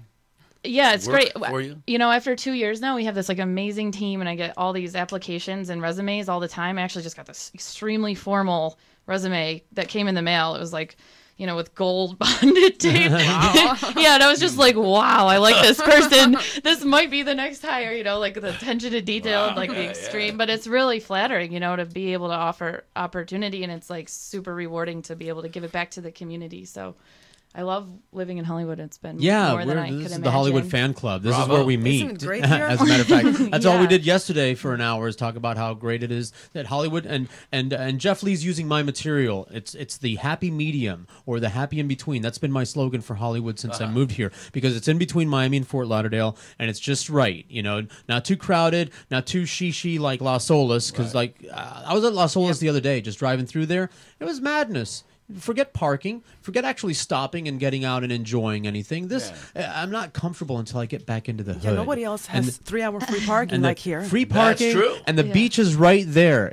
10 minutes flat. From the Beach is time there. I We walk got out my that. door to the time my feet are in the sand, 10 minutes flat. Let's just say hi to David Vaccaro. I would love to because say hi he's to staying. David. David, come on over here. David, for a minute walk into here. the room After the and break, we'll say- get David on. Huh? Hi, David. We'll break in a Break. few. All Yeah, right, yeah. David Vaccaro is another wonderful, wonderful artist, a painter, illustrator that's going to be at the show as well. We'll play musical chairs and sit you down and get you part of the show. But Oh, say, you wanna- but say hi. I talk here? all the time. No. Sit down. Vaccaro, sit down. And you What? sit down. That's right. Let's get all the important people on there. I'm loud. Kent, I can- he's boy. I'll take a mic. Kent is so loud. Oh yeah. Anybody need water? Yes, please bring water. I love water. I'm good, I'm thank drinking you. out of my mason jar. Welcome to the show. Thank you very much. There's David's car. He's a wonderful. I love the propaganda. Do talk Beautiful directly art. into the microphone. Okay, But because they're stage mics, for singing. They're for Kent actually, because any other microphone he would break it. So if they weren't these very insensitive microphones. Welcome to the George Show. That's me. Thank you very much. This is I wish I could take credit for this art, but no, I paid someone to caricature me.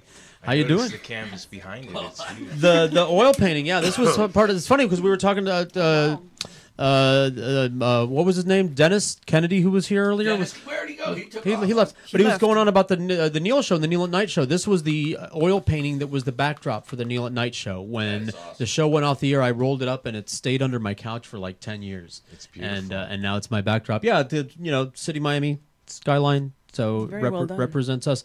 David, your local guy, David Vaccaro. Is that how you correct. say it? Yeah. Welcome to the show. Thank Welcome to you. the George Show. You're going to be George. part of this 20 million artisti. Dieci Artisti. Is that how you say it? You're one of the Dieci? How is it? How do you say it? Dieci Artisti. The 10 artists. 10 in Italian. Dieci Artisti. Yes, I'll be there. I'll be one of that. Excellent. And here it is. We have a camera over here, but at some point after the show, in the show description, we'll have to put links. We'll put all the links over here as part of That'd be cool. the show description for the show.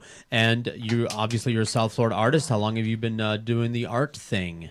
I've been doing graphic arts for about 20 years, but I just started to do the fine art thing about 5 years ago. Oil. This is oil or watercolor. Yeah, oil and canvas. Yeah. Excellent. Thanks. And tell us about yourself. Well, from the Northeast, West Coast area, and I came here about 10 years ago. And that's when newspapers and magazines were still pretty big, so it was exciting down here for that. I enjoyed working with writers, photographers, creative people, putting something out there.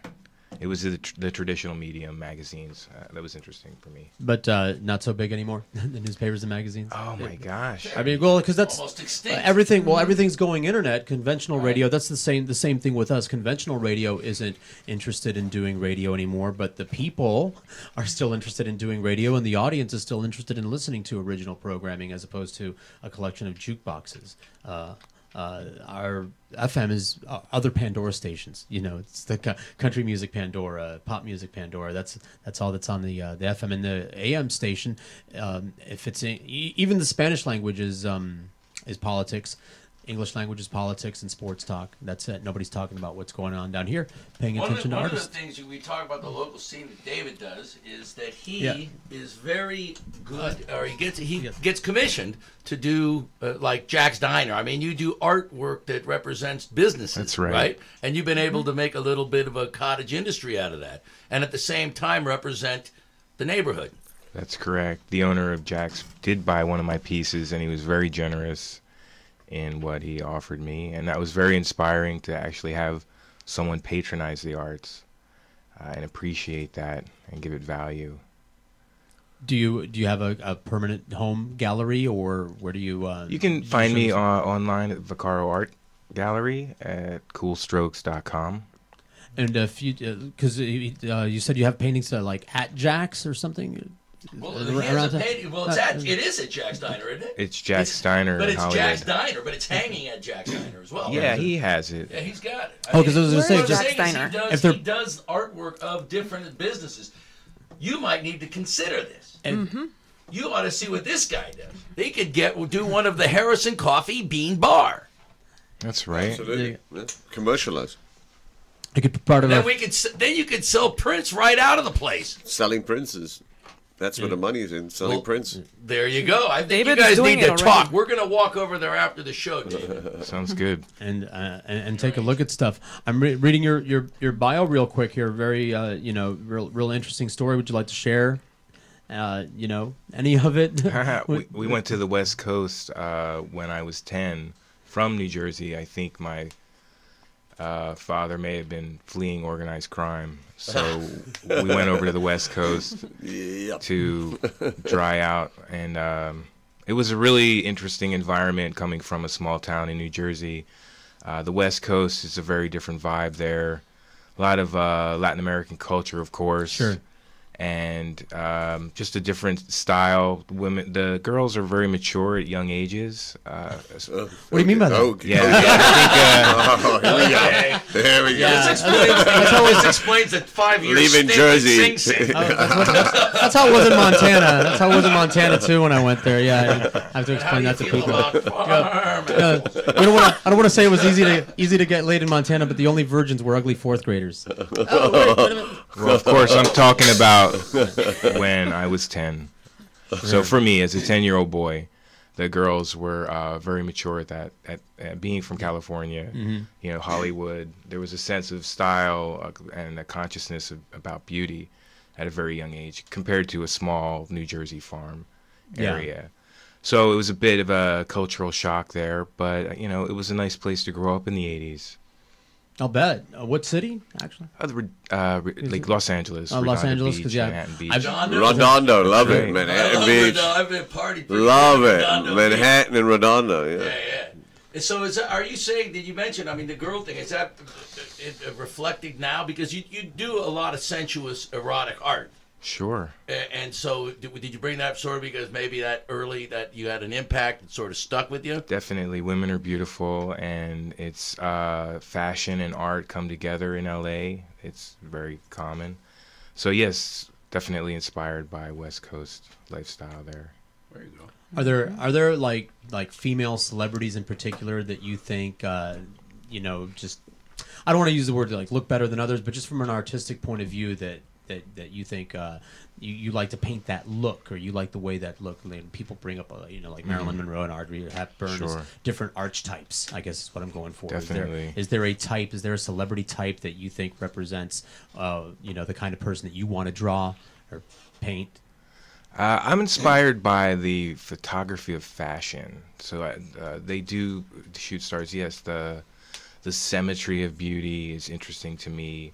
I like the attitude and poise that you can get from a still life photograph in fashion. So there's a lot of inspiration from that to capture beauty like that in South Florida area. So you like tall, like women. I prefer like the close-ups. Like I like lips and eyes. Okay. Look. No, you can see that. Yeah.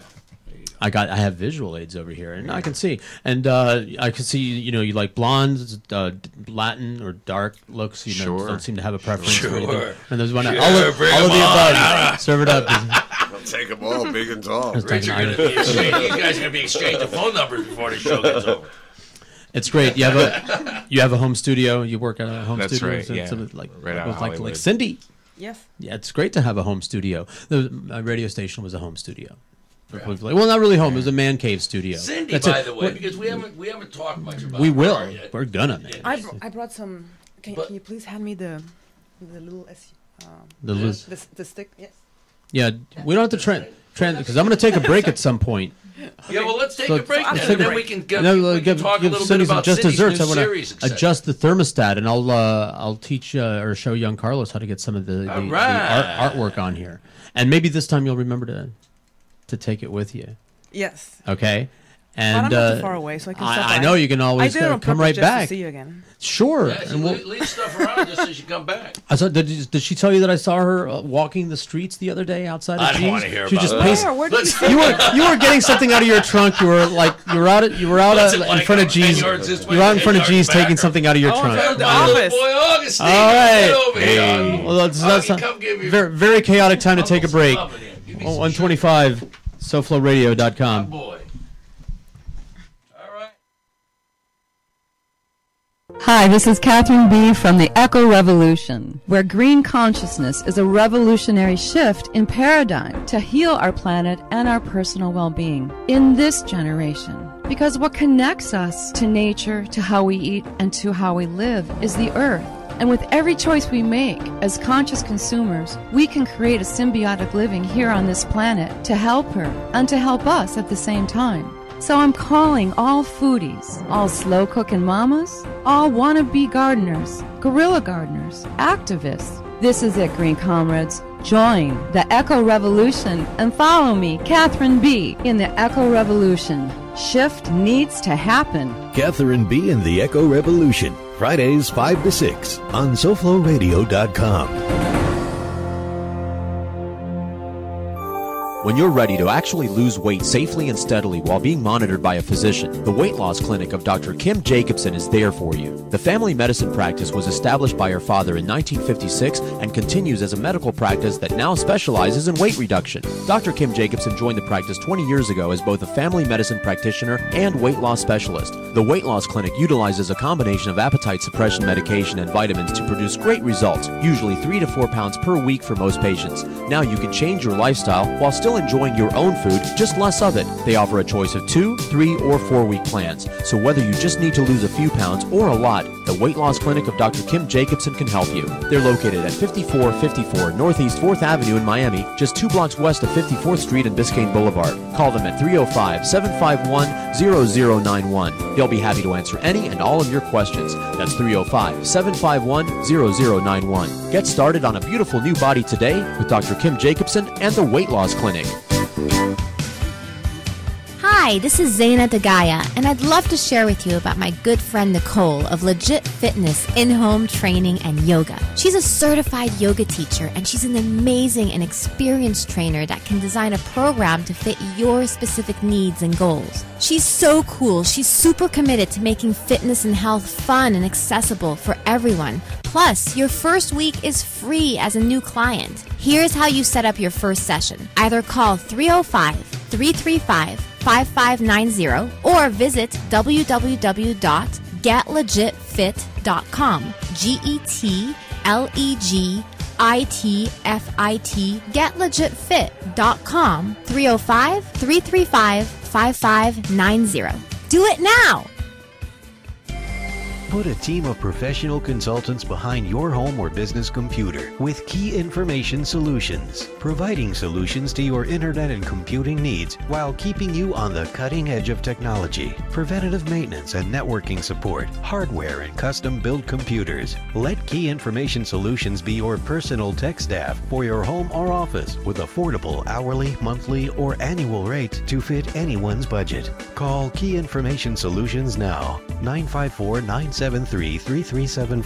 That's 954-973-3374. Or visit keyinformation.com.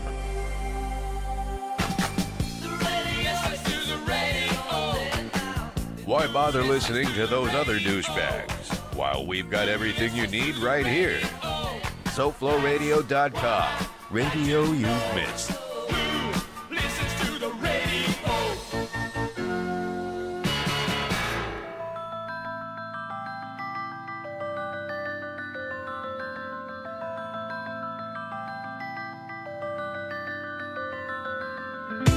Lying here watching stars, feeling tears running down my face. Wishing you, wishing I, that we were here holding hands. Ooh, you lift me higher without you. The sky's on fire.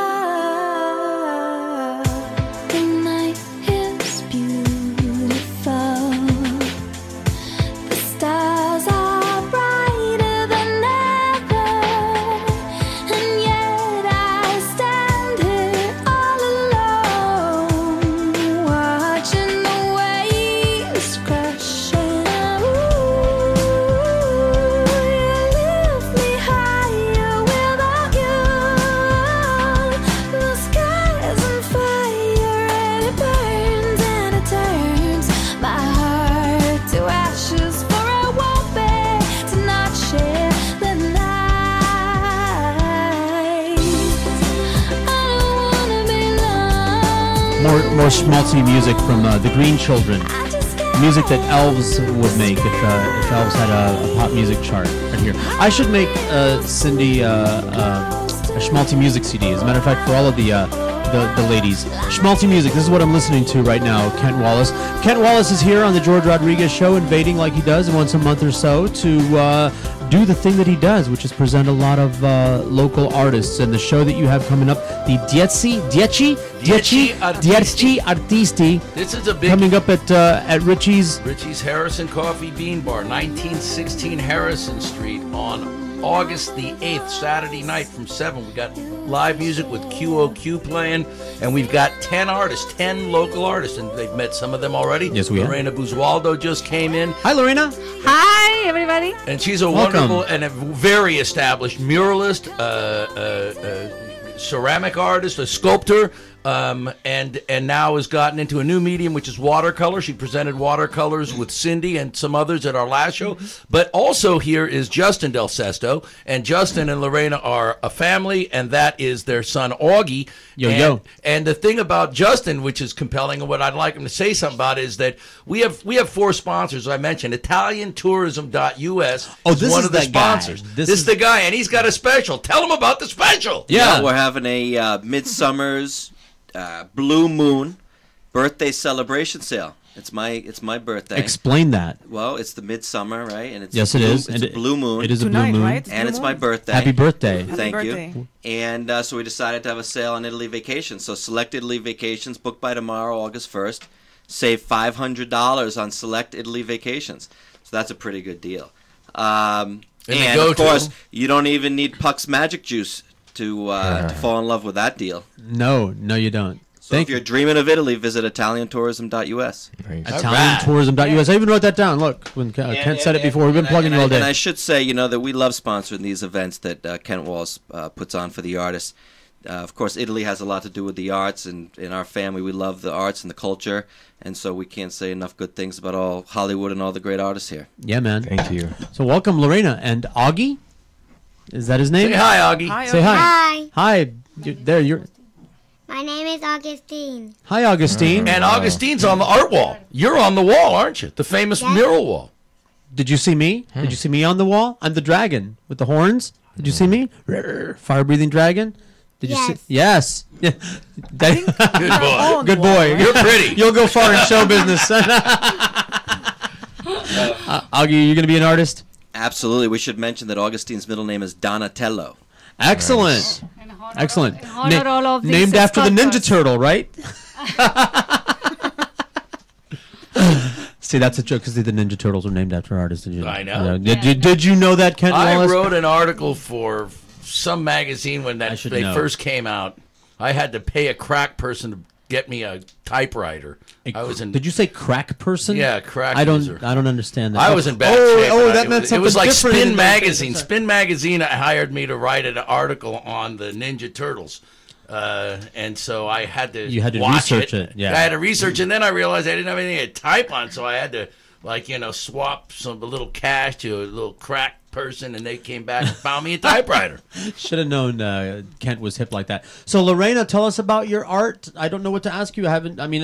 Were you part of the display? Have I seen her art? Where was it a PRL? No. Was it, I did in the Runas the restaurant, Runas. right? Okay, Yeah, I don't know which one was yours. Well, was all watercolor. Okay. And I love the watercolor techniques, so now I still keep doing and investigate and pop up more colors. And I did that time I did a series of Deep Ocean. Okay. So now from there I jump into the space. I'm doing kind of planets or marble balls. Excellent. Everything is floating in the air. So explosion of colors too. What attracted you to watercolors? Was it the smearing? Was it that you can smear? I really, my heart is a sculptor, and I did a lot of things in 3 dimension, then different techniques in acrylic, oil, and materials. But I never went to watercolor. So suddenly pop up in my life, and I say, why not? And the technique is beautiful. It's so easy, and I love it. You can really play all day. It's fantastic. Yeah, my mother scarred me with so- watercolors also back to the beginning of the show. She just ruined everything for me. But And it's easy to deal with that. You know, it's just Sure. water on the pigment. That's it. And you can paint anytime, any moment, and your spirit is so free. It's very, very nice. Sure, it can be fun. It's certainly, I had fun before. It wasn't fun for me anymore. What other mediums, did you play around with before deciding on the watercolors? You said sculpting. Yes, I did sculpting. I But you did. don't I started anymore. in clay and plaster. Yes, I do. Oh, you still do sculpting. the Yeah, sculpt? yeah, yeah. And bronze. I did a lot of pieces in bronze. Really? So, yeah. Also, the though, beautiful- a muralist who has murals in Yeah, the Delray Courthouse, I right? participate in The Versace murals, Mansion. Versace mansions, and Oh. all different prestigious mansions of rich people in Miami Beach too, and also international. Is it just going to be watercolors at the show at the Dieci Artisti? Yes, will be watercolors. Excellent. Yeah. Wonderful stuff. You are the connected man there, Kent Wallace, and he knows about Ninja Turtles, and he knows Cindy Podgorszki. No, Cindy Podgorszki. Brought her into my life. Cindy, who's been on the radio show before, brought visual aids. And I'm so That happy we to be can here show. So again. she knows that it's also a video show, and she brings pictures so that we can show some of Cindy's work over here. Like what's this? I'm with Lucky Laughing Buddha over here. Yes. Did you the art that you brought in to show today? Mhm. Is there a story behind the pieces, or you just wanted us to do a slideshow while we talk to you? Well, Because I wanted you to tell me about the pieces. well, the new series is all about lucky symbols, good luck. Like you see there, I'm with Lucky, and Yes. that's the Buddha. That's the laughing Buddha, and the Maneki Nekos, which is a Japanese good luck cat. I just found out. Yes, it is. I just found out that they have all these Japanese mascots for everything, like towns and schools and everything. All these characters that you can dress up like. Mhm. Just throwing that out there as an idea for another art project at some point. I'm I don't gonna know what research I don't know what they're called, but they're all unique. They're all weird. There's a mascot for like everything, and they have mascot parades and mascot gatherings, and I'm gonna give you some I of love that. Japanese art. Yeah, we go so colorful and so much kitsch. I got Japanese stories. Everybody knows Well, about it. not So all all of these, because this is beautiful stuff. How do you do that? I use stencils. I use Okay. spray paint, airbrush. Rollers? Do you use a roller? Not really. Sometimes I do. I don't do windows. No, because it's acrylic. I love it. You know, beautiful. She started her Beautiful, first colorful as things. an emerging artist. Okay, and this show has got people who have been working for a long time, and some who are fairly established, and others who are emerging. And she's emerging, but at such a rapid pace. I mean, your development. so. It's yes. I mean, from the Buddhas to this Lucky series to it's just she has. There's Daniel Pontet. Yes, looks like he brought a gift too. We were. This guy. We were talking about Daniel yesterday, but we'll wait. Buongiorno, come on in whenever you get a chance. ¿Cómo está? So did you just sell out of all the other Buddha things? Is that what I happened? sold 6 little Buddhas. 6 little Buddhas at the show, and then a large one after the show. Yeah. Okay. Well, we're going to have to pay attention to Daniel because Kent's going to. And if Kent pays attention to Daniel, then that's where the attention shifts over here. Sit down, Daniel, and be on the radio show. We can't do a side show. That's awesome. Okay. Daniel Pontet, ladies and gentlemen. We were talking about you yesterday, Daniel. You came up on another show. Jeff Lee from Resurrection Drums. I hear about it. No, you didn't hear about it. You're not talking on the microphone. I'm going to throw a flag on the Hello, everybody. Daniel Pontet. Hey, that's me. How you doing? You're not talking on the microphone. You should leave the studio. Thank you so much, Daniel, for showing up. Jeff Lee brought your name up, and then we went into this whole thing about art and Kent and the fact that you were going to be he's my friend on the and show. I pay him to talk about me. He was on Rick's show on the radio every Thursday from 4 to 5 o'clock here on SoFloRadio.com. And Jeff was the guest yesterday, and he brought you up because he was talking about all the things that he's involved in. And so we went on this whole tangent about the fact that you were going to be on the show today and Kent and promoting the art thing. So I don't know if you heard Rick's show yesterday. No, I couldn't, but I know that both you and Kent were featured prominently on the show yesterday. Although we never got around to talking about your feet. Daniel's been on the show before, and he paints on women with his feet. That's what I know about him. That's me. That's me. He walks up to women like in the park and says, "Can I paint you with my feet?" And he's working. And he goes, no, I'm gonna dip my feet in paint and then put the paint on you. And they go, oh, and then they run screaming. Sometimes the police are called, but still they let him into Hollywood. How you doing, Daniel? You're famouser than I thought you were the first time that I met you. So congratulations to you and Ken Wallace. You're talking about your feet, but the thing is Daniel is well known now, and he's become fairly legendary with the impulse art and painting with your feet, but he did take it to a different level at our last show at Runa's when he painted the model that we brought in from New York, and she was on this show, and you painted with your feet and simultaneously painted her. It was quite an exhibition. And this time you're doing something different again. Correct? You are. Correct. Yeah. Tell always. Always. The evolving Daniel Pontet. What are you doing now? It's a secret. Oh, it's gonna be a surprise. He's using more body parts. Yeah. Really? Okay. Yeah. Boy, that's a teaser. That's very compelling over there. I mean, are you going to paint people with any of your private body parts? Maybe. Yeah. Are you going with a brush I'm so excited with that show. Yeah. Yeah. Because I saw the model that you were painting last time. I think that probably would have been the time to do that. I wasn't able to go to that show. I'm really sorry I missed it, but I saw all the pictures. What beautiful eyeballs! What beautiful things that were there on display that day. And a good job by Daniel Pontet painting the model. It was a big, big thick crowd. And beyond that, lots of sales. That's the other thing that's been very exciting about all of our shows. We sell. So the artists. You sold paintings. Cindy sold paintings. Yes. Daniel sells paintings. Everybody is selling in these events because we're getting a good caliber of people there, not just looky-loos, people who are genuinely interested in the art. The gentleman who bought one of your paintings, Lorena, came from Wellington. We had the guy that came up from Miami Beach, from Miami. So they're coming from out of town to participate and purchase here in Hollywood. That's the key. Wow, I can't... Say yes. Yes. Well, for my experience, it was totally successful. I showed 11 paintings and I sold all. All of them. And then I have two people that, please paint it again. I needed one. Take that, Winwood. Good. Yeah. Listen, because I don't. That's very exciting. I'm really glad that it's going on down here. If for no other reason, I don't want to have to schlep all the way down there and try to find a parking spot down there. At least, Hollywood, we have free parking. We're civilized, 3-hour free parking. Although, after 8 o'clock, isn't it? Are they still doing the 3 hour? You can leave the car there until the next day. And if you are a local person, I might as well put this out there for the people because on nights like when you're going to have this art show, the parking areas on the side of the street is going to be full up.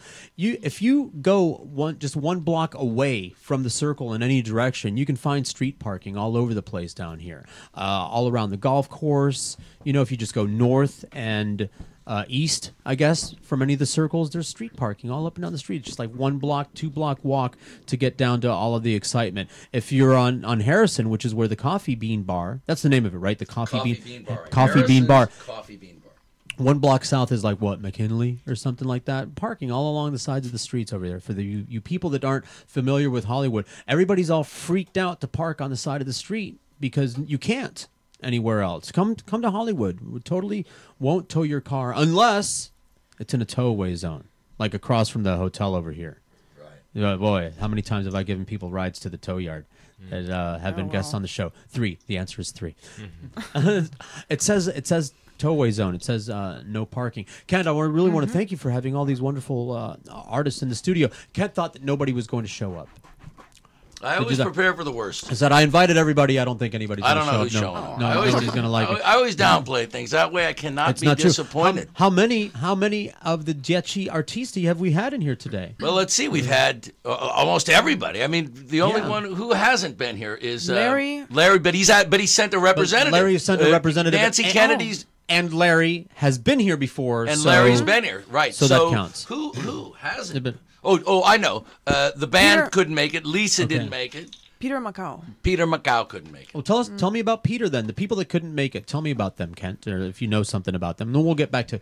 Do you know much the about in-house. Peter? Yeah, anything? Hey, Peter. He has art. Call in the show. Nancy. Who's Nancy?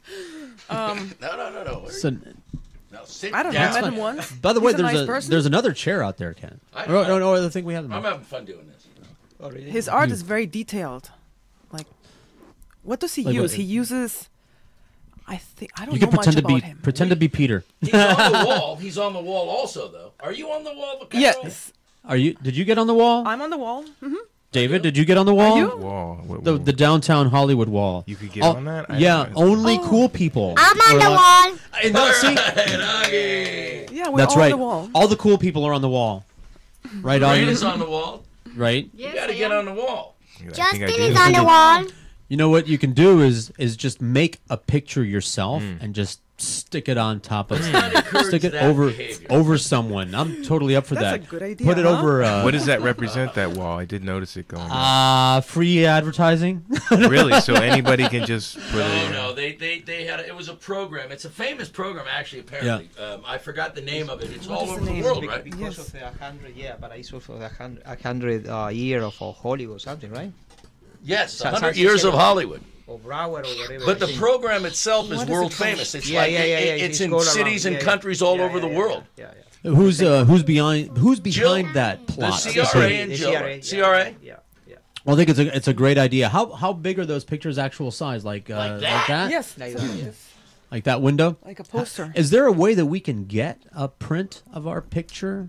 You know these people You can't. had to. Oh, I'm gonna get one. You had to go online. I think the website is Inside Outside. That's Inside Outside? Inside Out. Yeah, Uh-huh. and they are an amazing artist, and they are all over the world. Mm-hmm. It's unbelievable, the website, and it's a Really? very, very interesting project. InsideOutside.com, and you can order your face, your own face. I would do that, David. I would just totally plaster my own face over the top of somebody else. I'm not beyond that. It's like it's show business, you know. Don't let anybody upstage you. There's some nondescript looking people I was on wondering there. who was going up on the wall. So Well, it's Kent, I gotta right thank here, Kent. huh? When you know Kent, let me Nice. give you a tip. When Kent invites you to something, say yes. Yeah, All right. yes. Just go to it. Say yes. It might not seem like a big deal, and then you'd be like, "Who is this Kent guy?" But you know, there's more to Kent than he looks. Than his No, looks. he's you from know? California, so that says a lot. That's right. That's only one of the He's places I'm from. he's from all over. There's no place he isn't from. He's been everywhere, man. But he's very connected down here, and he sent me an invitation, and I wasn't able to go that day when he sent the invitation. And he's such a mensch that he sent me another one when there was round two. And I made it I a knew he point. wanted to be on. Made it a point to get because I'm a big attention. Well, I'm in show business. You He's a know, showbiz cat. I think all of us. I mean, maybe to a lesser extent the artists. Maybe is there something different? You can tell me. Is it the same kind of thing? Because show business, the performers, the singers, the spoken word artists can't, because he was in a band. It's ego. It's ego. We want the attention. We want to be on a stage. We want to tell jokes or perform and watch people go hi, you know, like that. Is it the same with you guys and your art? Do you want to see people looking at your art and making smiley faces? Is that a big part of why you do it, or would you still do art even if nobody was going to see it? Is it just for you? Or is it and I think somewhere in between? both of them. The first one, I think we are doing art because we feel it that we need to You create. got something It's inside. It's a need. Right. It's in there, right? It's inside you. And if you don't let it out, it'll If you eat you. leave alone, you will be doing anyway. And the second thing, when you stay with people, I mean, it's part of the communication. You are communicating what you're doing. It's something you cannot suppress. You can't suppress it. You But, cannot but suppress do you it. get a charge when you see people appreciating your art and you see that the expression? Oh, it's part of the communication, I think. Sure, but I mean, but you want that. I mean, you want to see people, because I did that even on a. I mean, you mean the reaction of Sure. people reaction, right? You want people to write you a check first of all. Yeah, that was nice. When I was a crafting slave, 'cause You don't at the beginning- accept cash? No. Yeah, Cash or I don't need Bitcoin? to Can write I send you some PayPal. Sure. S&H green stamps. any of those things. I was telling Ken at the beginning of the show, my mother had a craft shop, an art and craft shop, and she did oil paintings and she did a variety of things. But she forced me to do a lot of these things: macrame, ceramics, decoupage. I had to paint ceramic figurines, fire them, glaze, all of it. Did all of it, and I made some beautiful pieces. And then you get to go to the art shows and the craft fairs and even the flea markets. We spent more time doing that, trying to sell our pieces. So your mom is an artist? That's yes, among other things, but it doesn't matter. My mother was a very, very multi-talented, evil person. Does that make any sense? Like Darth Vader or the Emperor or someone with great talent and great ability, but pure evil. So anyway, my son has some artistic talent, so I'm going to make him a craft slave and make him hate it, make him hate doing any kind of art whatsoever. But I would watch the people at the craft fair or something pick up one of my pieces and make this face like, they would turn it upside down, they would look at the price on it, and then they would make a face like, and put it back down and walk off. Has that ever happened? Has that ever happened to you? Like, because that would make me angry. Like, and I'm like a teenager, So it's never happened to Cindy. Cindy's like, no, nobody ever makes You find some face. people appreciate your work more than others. Yeah, and it's important to have the ones who do. Because when they make a happy face, yeah, when they're an impressed face, and sometimes they'll say, I made that. And here's but it's you also made that. A great feeling, when you make a piece of art and then.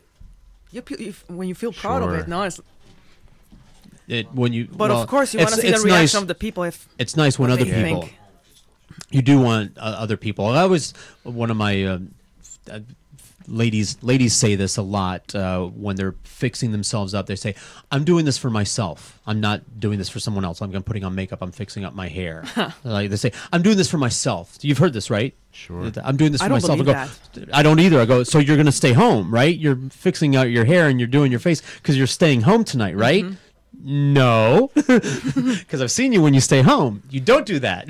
You put on sweatpants and everything. Right. So I think it is, you do care what people think about your art. Do you find, do you shape your art differently? Do you do things differently when you're in the process? Like, do you second guess yourself and think, I think that people would like it more if I did this as opposed to that? A little bit of that. A little bit of second guessing on the part of the audience. You want to have an audience, and it's good to be exclusive and intellectual, but you also want people to appreciate it. So you try to target a little bit to an audience.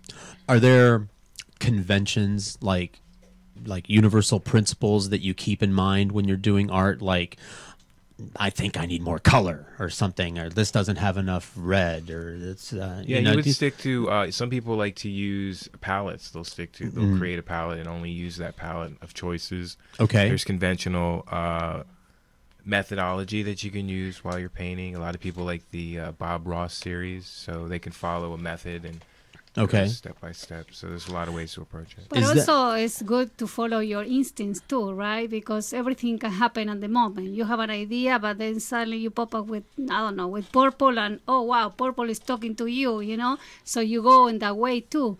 It's a methodology, and also it's a talking with the piece of art or the painting that you're doing, and then you take a rest, or you go. And then you back again, and then this painting is completely giving to you another perspective. And, that following all these days, building that image, that is a nice process too, that I really enjoy. Yeah, I think it's important. It has to be authentic. As her husband, I encourage her to make it as commercial as possible. Oh, okay. That's right. But I'm totally unsuccessful. She follows. Do you hover over there and you know? I tell her, I say, just go make a. Nobody's gonna buy that. Go make a Donald Trump. Clowns are out. You need to draw. Draw dragons. You need to draw more dragons and unicorns. Make an airplane. Yes, there needs to be more airplanes. Absolutely. So Cindy, why don't you introduce this? This is another cosmic person. We can take. You want to take a break and do another musical seats, or do you want to just transition, Kent Wallace? Transition. Okay, please. We've got that necklace. I want to introduce her because this is someone that's new people in the studio. Aligned with Cindy. She's not part of the Dieci What are we doing? Artisti Show, but it's You're staying. This would be an interesting person for Cindy to introduce because they're chakra. They're sisters in chakra. Oh, I need to talk to this person. Actually, I've been looking for someone like that. Is this your designated photographer over here? Yes, is this she is, your PR person? Yes. Okay. Sure. Yeah, it's true. We have a PR whiz in the house today. Also, Elizabeth here. Is that Elizabeth over there? Yeah, Elizabeth is the PR whiz. Elizabeth is a PR whiz. Well, we need to have a conference. Absolutely, sit down. Daniel, wait, hold on. Before we do that, Daniel, you guys share a microphone. Okay, that sounds good. One second. Yeah, she's there we go. The designated photographer. There you go. So going back to the art and where the art finds a home, I do hear my wife saying a lot that she's looking for a new home for a sculpture, which I always kind of get a kick out of that. She's trying to find a new home. That's a good way of putting it. That's nice. You're very lucky to have a wife that does things. I used to have a wife. she didn't do things. Hi, welcome to the show. My name is George. What's your name? Susan. Hi, Nice Susan. to meet Pleased you. to meet you. Thank you for talking into the microphone and wearing pretty colors and showing up. And you know this person? You know? Nope. No, not yet. We You know, just met. Cindy, this is you're responsible for this. Great. Well, I'm gonna let Cindy play hostess here for a while. You know, whoever sits to my right is the co-host du jour. So I don't know if Ken told you. So tell me about your friend Cindy, because I have a project that I need your friend's help with, and I'll get into that later. But I can just tell from her art that she can help me. So tell me about her. Well, the thing that we have in common is that we do art that has to do with the chakras, and the Buddhas that I was showing in the past show. Some of them were inspired by the crown chakra, the solar plexus, and some other ones. Yeah, great. So- and I love that jewelry. That's beautiful. thank So you. explain the chakra. That's what it is. Chakra jewelry. Yes. And we call it that, right? Yes. That's chakra jewelry. Chakra jewelry. And, These are called chakra ladders, and they're Okay. adjustable necklaces. I'm wearing one of them. And Okay. They come in different finishes, and the designs that are set in the glass are all the different symbols of the chakras that I created. Okay, so it's like rosary beads for yogis. Sort of, yes. Absolutely. Do you practice Reiki? Excuse me? Do you practice Reiki? I do, Yeah. yes. You're a And Reiki I'm a yoga master? instructor. I'm not a Reiki master per se, but I do a lot of energy work. Yeah, me too. And, I'm a high school teacher as well. Everyone I know is a yoga instructor. Did you know that? I know, right? Carlos, yoga instructor. Everybody, I just meet them, and they're everywhere, which is great. Yeah, I'm the only person I know that isn't a yoga instructor. Right. I'm not a yoga instructor. Just by osmosis, I think I'm going to become. I've already learned yoga just by having lunch with yoga instructors a lot. So now I'm going to. I think if I actually do the yoga, I'll become a yoga instructor too. All right. So since you are a yoga instructor, that was obviously the inspiration for. Yes, I teach making- a style called Kundalini Yoga, which targets the chakras. And so I've heard of it. Sounds filthy, but no, that's not what well, it the is. difference is that Kundalini Yoga is considered the Raja, or the king of all yogas. It's the Okay. oldest form of I did yoga. not know that. Yeah, and it comes from India from about 6,000 years ago. And it is more about breath work and something called kriyas, which are movements connected to the breath work. Okay. Whereas in most, the yoga most people are familiar with, Hatha Yoga, Vinyasa Flow, Bikram Yoga, all those different styles are more about the postures, which are asanas. So that's the kind of the key difference. Even though in Kundalini Yoga you do have asana as well, a lot of it is constant movement with breath work. And you're targeting the chakras as you're working through your practice. I'm working on a new concept called radio yoga, where I just listen to people lead yoga. Mm-hmm. That's it. That's How's that all. working for you? Yeah. So, it's just like We love so to good afterwards. We love to do the Kundalini. My wife and I do. We follow Gurmukh. Do you know Gurmukh? Gurmukh is amazing. And Yes, she wakes up the serpent. Yes. Two of our show hostesses here on SoFlo Radio, including the show that's coming up now at today at 5 o'clock. Yoga. people, yoga instructors. Oh, great. So it's great. So did you think of this as a teaching tool that also looks nice? Yes, absolutely. I'm a high school art teacher. I'm nailing and these questions. I'm a ceramics teacher. I teach sculpture. I teach jewelry design in Las So you heard my Vegas. ceramic slavery story. I'm a Vegas girl. Yes, Sierra Vista High School. Oh, yeah. Yeah. So it's in the southwest part of went town. to what was the one? Centennial? Arborview. Arborview. Okay. Yeah, I'm familiar my with it. daughter Mhm. graduated from wow. Arborview. Yeah. So. Are all these? I got to interrupt for 1 Oh, second because do. we got a Newsflash. Newsflash from Lisa at PRL. She said WLRN 91.3 called South Florida Art Beats just was promoting Dieci Artisti on the air, mentioning the artist and bringing it home. Public broadcasting. Excellent. That's nice. Those are good friends at WLRN, NPR. There you go. Nice people. This is the only radio station I listen to anymore. Are those people? Because radio is dead in this town. So are all these the same, more or less, variations on a theme? Or, They are, exactly. Some are bracelets. Some contain all of the 7 chakras. There are more than 7 chakras, but... How many are there? Quite a few. Okay. Like definitely over 100 in your entire body. I've only ever seen the one chart. All over, yes. The ones that most people are familiar with, the traditional chakras, are the ones that stem from the root chakra at the base of the spine to the crown chakra at the top of the head. So that's what this jewelry contains, are the 7 chakras. And some of them are just the individual chakras. And then I also have sacred geometry bracelets. Oh, hold one of those up. Okay, hang on 1 sec. So these are the ladders, and then this is Okay. a choker, and then this is the sacred geometry. This is a chakra a choker. A chakra choker. Uh-huh. Okay, that's what I was trying to wrap Chakra myself choker. around. Let me ask you something. Yes. What is your Chakra. experience? I noticed that men are very attracted to the crown chakra. Because say- yeah. We are? all the art that I sold Okay. for the crown chakra, they were all men. Huh. Mm-hmm. Ego. That is interesting. Giant ego. Is it because they're more connected, of my- or they need more of my big connection? brain. Right, both. Depends Well, did you on have the any guy, right? artwork that had like the groin chakra going? Did you have like No. anything that like had the No, crotch I lighting didn't. up or something like that? Because that's watch make some of that. Make some Yeah, of that I art. am. Watch Oh, how the yeah. men buy it. Red. You know something. Mhm. Yeah, something where there's like an aura radiating out from the groin over there. I'll buy all of those. That's it. This is my groin chakra. Is there? Which is would there be called the root chakra. the It's root base chakra. The root chakra, and there it is. And each one has very specific functions in your life. Is it the same chart for men and for women? Yes. Okay. It is. Because and I'm going to ask questions I already know the answer to because it's a radio show and people might be hearing in. Good Lord, what's all these? Oh, bracelets. These are all gemstone bracelets. Look at that. They're beautiful. And you make these? I make these as well. Do you buy the gemstones? Yes, do you have I a do. rock tumbler? No, I buy the gemstones. That's just too much work. So I buy the this gemstones, takes and me then back. each piece is labeled with all of the description of each one of the gemstones and the meanings. And then I also design mala beads, which are basically like rosaries. They're prayer Okay. beads, meditation beads. And then these are Wow. both, they're conversion necklace bracelets. So, sorry about that. So you can actually wear them either If you want to way. convert, that's what you wear. Convert. So this would wrap around 3 times. And so I it's see. worn that way. This one actually contains rose petal beads. So they're scented. They're crushed rose petals. Oh. And they're made in Jerusalem. And so this, you can actually use, yeah, they do. Let me I wanna see. smell Really it. awesome. Let me smell. And then there's a bracelet as well that has the rose petal beads. Pass those around. How novel.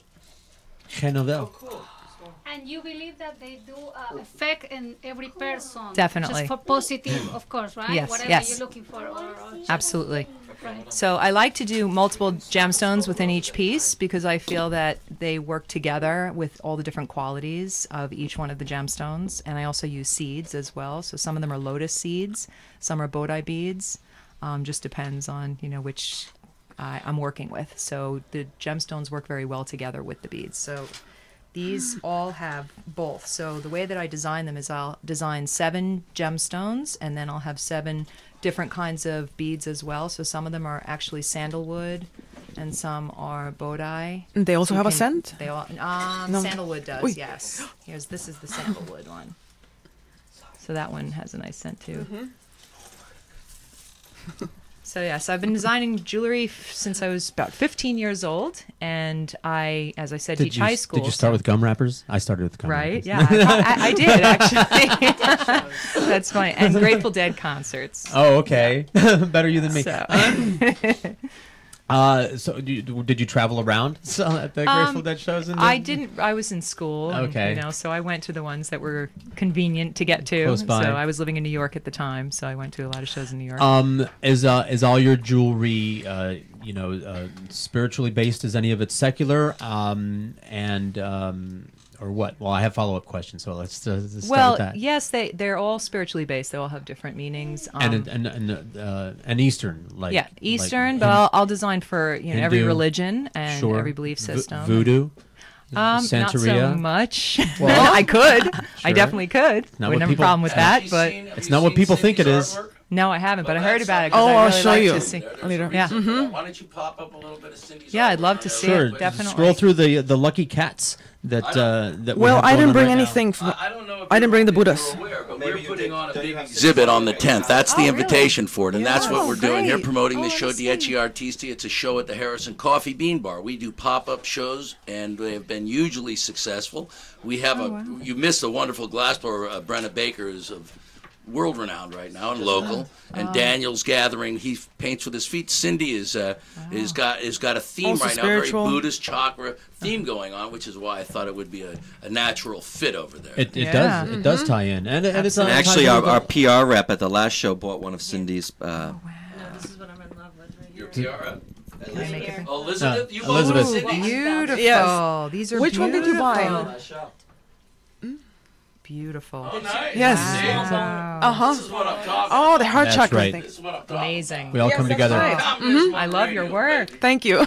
It is work. We she knows how to visit the radio show because she brings a slideshow in. I highly recommend that Great. to everybody. Oh, it's a new thing showing the video. They made us put a webcam in, and then people kept wanting to put things on the video feed. So Right. The next time I'm going to bring more art from. That's what my plan was to bring pictures of everybody's art, but this was like a last minute next thing. time we'll have. I'll tell you Next what. Before the next Kent takes over George's show to promote local artists, we'll have a production meeting and get a whole bunch of media together because everything's all about the video now. Everybody is more definitely. concerned with the final video product because that's going on YouTube, the second most used search engine now. For all Absolutely, your media people. This is great. So where can someone find these products besides your local craft fairs? On my website. On your I have a website, web yes, store. it's a wonderful time. Tell us about manipurayoga.org. M-A. Oh, M-A, like mana, like Manipura, so it's MANIPURAYOGA.org. And my website is buddhamana.com. Oh, really? Awesome. The never-ending energy, Wow. mana. That's great. .com. Wow, we have so much. Yes, Awesome. Yes, we all do. He's Italian too. The next show we're doing, by the way, so you know, is going to be at Ends Meat. When Kevin gets his shop open, we're going to have one of the hippest restaurants on Hollywood Boulevard called Ends Meat, and that will be our next one. And perhaps are you just visiting or something? Yeah, but I'll come back. Well, you come back and we'll have you in the exhibit because you have to get the little blood transfusion so you become a Hollywood artist as well. So Right. You can't be having interlopers. There's an initiation ceremony. There's nudity, blood. It's all Okay. Well, the like next one is gonna be Judaism. Sounds like September fun. 4th. Like when you convert to PRL. Judaism. Your Yeah, next show. sure. Nudity and blood. But I'm talking the next show that she could participate. Oh, I see. Well, who's Kevin? Kevin Dreyfus owns the shop next to the Crystal Ball place by PRL. It's called okay. Ends Meat. He's had Okay. a very difficult time getting his restaurant open due to all the bullshit in this town, but he will. He came from San Francisco. He's an experienced chef. He is just going to knock him. It's going to be such a hip little venue. He's going to have a raw bar in the window, and he's going to be hanging and participating in giving wall space and space for our local art shows. So he's next in line, so we can promote him. Is he going to have meat there? He will. Ends Meat? Ends When Meat. you said he's going to be hanging, I didn't think you were going to say art. I thought you were going to say Well, he's gonna that's be right. hanging meat there It's in the going to window. look like a freaking Chinatown restaurant. I'll bring all Gonna have my. little geese hanging upside down, ducks by the neck. I'm looking for a place to bring all my yogi vegan friends. Yeah, that'll be cool. They'll really like this place. Right. I want to because I want to open a live animal restaurant called Cruelties, where you can actually you pick out the animal, then you go out back and you name it and spend a little bit of time bonding with the animal before they prepared And for you get to kill it too? Yeah, if you Horrible. want, you can kill It's it like too. my worst nightmare. Yeah, I know. It's sarcasm, I of know. course. Of course. For that, but yeah. Well, I started on that shtick because somebody from PETA called up, and they're not what I thought they were. So I started. In case you don't know, they're not. They don't believe in pets, and Oh, really? they will destroy all pets brought to them, and it was a big article. Yeah, I didn't know that. Yeah, look it up. Look it up. PETA doesn't. PETA shelters are just places where they put pets to death. They don't believe in adopting. Really? They don't believe that humans should have pets or interact with animals in any way, that we should live completely apart from pets. Shocking. Google it. Trust me. I You're will like, Google wow. it because that is incredibly shocking. It was very Wow. shocking, and I found out because I was researching their approaching children at the playgrounds with their unhappy meals, because it's not their agenda, but it's their methods that caused me to wonder about them. But they were creating these unhappy meals. They had all these slaughterhouse images inside of a pretty box, and they were handing them out to children in McDonald's playgrounds. And I'm like, wow. you have some crazy members, but Yeah. apparently Yeah, the that's too craziness is at the top and Mm. everything. But meanwhile, back to art. This is all beautiful stuff. PETA doesn't like pets, but we like this art. These are I really like like the clasps are big and heavy, and I'm assuming that you tie these all yourself. You missed the beginning of the show where I talked about my years as a macrame slave. Oh, really? Yes, and this is why, and it's funny because I need some macrame done. I know that comes up a lot, right? It's like, are you a macrame artist? I was just looking for a macrame artist. Macrame? Macrame is artistic knot tying. Right.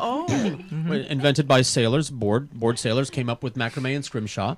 You're on the sea a long time. You've got rope. Everybody on board knows how to tie a variety of knots. Right. Give me some rope. I'm bored. I'm going to tie some knots in an interesting looking way. So I could make planters, hammocks, wall hangings, the owl, lampshades, How long carousel. does it take you to make a hammock? I don't know. You could do a day if you spend all day doing it. It's tedious. Like 12 As you do. hours? Here's macrame.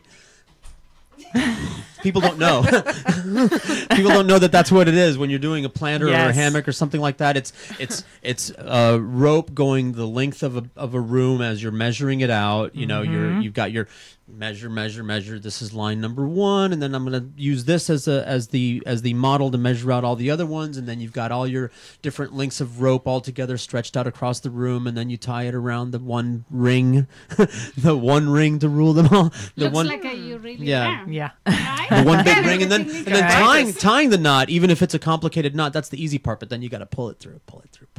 And as you get closer to the end of the project, there's less rope to pull through and everything. But by that time, you're like, you don't want to see a rope. Yeah, that's why I work small like this. Or anything. So I like that. It's actually some small macrame work that I needed done. This might sound weird, but I don't care because I'm weird. I have a pair of headphones, wireless headphones, that I want turned into a necklace. Really? Yes. Okay. All right. It came with a thing that you hang around your neck like a lanyard, but the earpiece is like I want them all macrame together. So the necklace just has the earbuds hanging off of it. You've seen those ones that go around the neck like they look like torques, like Celtic torques, and then the headphones are hanging right there. Yeah. Well, I just have a lanyard, but the buds hang freely loose, and I'm constantly tucking them away and tying them together, and it's like, no, I just want my earbuds to hang off my necklace right there. And so I was going to go out and buy some cord and macrame it up myself, and I couldn't even get through the thought. Before I started having PTSD flashbacks of my it's supposed to be a lighthearted show. My mother was a really horrible person. She was a psychologically abusive person who tormented and scarred all of her children. Among the ways that she tormented me was forcing me to work in her craft shop for free and do all these things that I didn't want to do. And it didn't matter how good I was at it, or I'm good at lots of things. I can learn lots of things except math and sales. Those are the things that I wasn't good at. But Art, I could do the art. I could do the ceramics. I could do the macrame. I mean, you can teach someone to do macrame. Sure. I mean, and with all due respect to the people who do macrame for a living, and I was one of those people. I think that like painting and painting, like drawing a picture or something. If you don't have that talent, no amount of class is going to teach you to be able to paint something and like with depth and 3D or sculpting. The talent has to be there. But I can teach someone how to tie a hammock. That's a procedure. Just follow the procedure. Measure more like carpentry. It's a different kind of craft. Yeah. Like carpentry or wood shop or something. Measure. Follow the plan. Yeah, follow the system the way that you were taught, and a beautiful piece will come out at the end of it. So I wasn't impressed by myself that I could do things that were a method, like the pottery. Yeah. And even when we were painting the ceramic pieces, I felt like I was coloring a coloring book. Because I know where the eyes are. I'm just, it's coloring the eyes, and now I'm coloring, and you can see, coloring. We did a lot of nativity sets. So in a big way, you popular was ones. enjoying, really. No. No. I would have. See, But like any kid, if you let a child do it, like thank goodness my mother never insisted that I roller skate, or I wouldn't be roller skating, because that's my big thing right now. So thank goodness that she didn't insist. Right. She didn't insist that, like that. But no, it's just it brings back unpleasant memories, because it wasn't just the task that she was it's not that memory that comes back, but everything else that was going on at the time. Sure. The memory. Here I am the process of doing macrame or any of these crafts puts me back in that time, and there were a lot of things going on in that time that were not pleasant. I'd rather not. I want to leave the past back there. Yep. And boy, I can just see myself halfway through the project with the pulling of the cord. Not just losing interest in the project, but angrily losing interest in the project and throwing it across the room, which I got a little bit traumatized. I don't want to do. I told you she PTSD'd me, and in a variety of ways. I was a malnourished child. She withdrew food. And a pleasant conversation for an art show. Well, can I respond to what you said earlier about the artists, though? Yes, yes, please. So when you're talking about that people innately are able to produce works of art, I agree with you. However, as an art teacher, and taking kids who don't really have very much experience with materials, and maybe they do have certain abilities, I also feel that it can be developed. It's not just you're innately an artist and you can bring it. You can bring it out, right? But I really believe in it, because I remember being in school and there were kids. By the way, and my oldest daughter is a wonderful artist. She'll just sit there and doodle amazing things.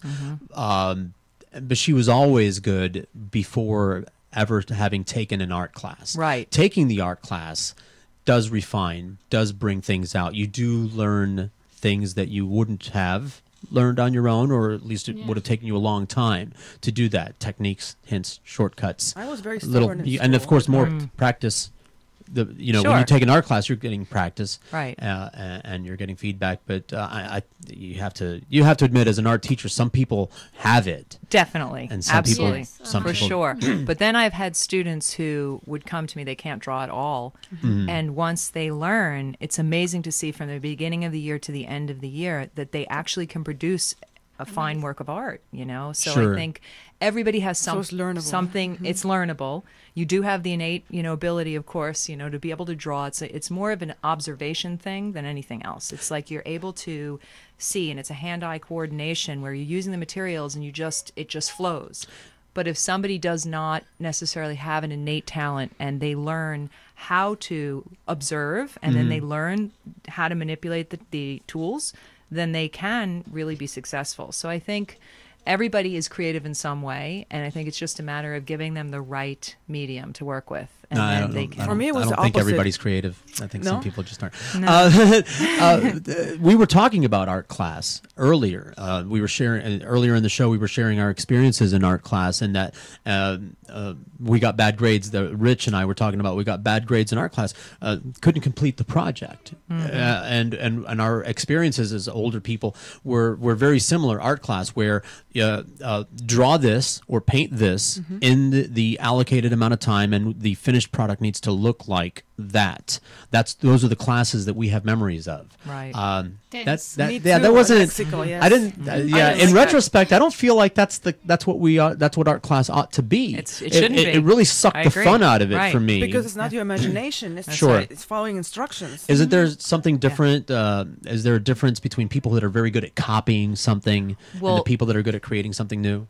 Okay, so here's what I do as a teacher. Because of that very reason, I don't like to take, say, a still life setup and say, okay, everybody has to do it exactly this way, and it should look exactly like this, like almost like photorealism. I teach them the techniques of shading using, cross-hatching and, various techniques. And then I tell them to represent the still life how they feel they should represent it, try to portray it so it's somewhat realistic. But everybody's is going to be so completely different, and that is what I'm looking for. I don't want a carbon copy image of that. I could just take a photograph of it. Then the next thing that I do, and that's the way I would teach like realism, then I do an abstract version of the same still life. And then I give them, let's say, pastel or whatever medium I'd be working with. And then I tell them to just throw out all the rules. And then, of course, I introduce modern art to them, and I show them different works of different artists, Matisse and such. And then let them just completely create. So with each project, I do the same thing with portraiture. I have them do a portrait of a role model realistically, and then I have them do the same one abstractly. I'll teach them about Picasso, for example. And so they see the difference. And so there's technique, and I think technique is important to develop, but then there's the part where you get creative. And we can call it abstraction, but it still will look like it's subject a lot of times. So it's still abstract, though, if you're doing it very creatively and you're not representing something to look like a photorealistic image. So you can be so creative. It's all in the approach, I think. You and teach also at school or privately?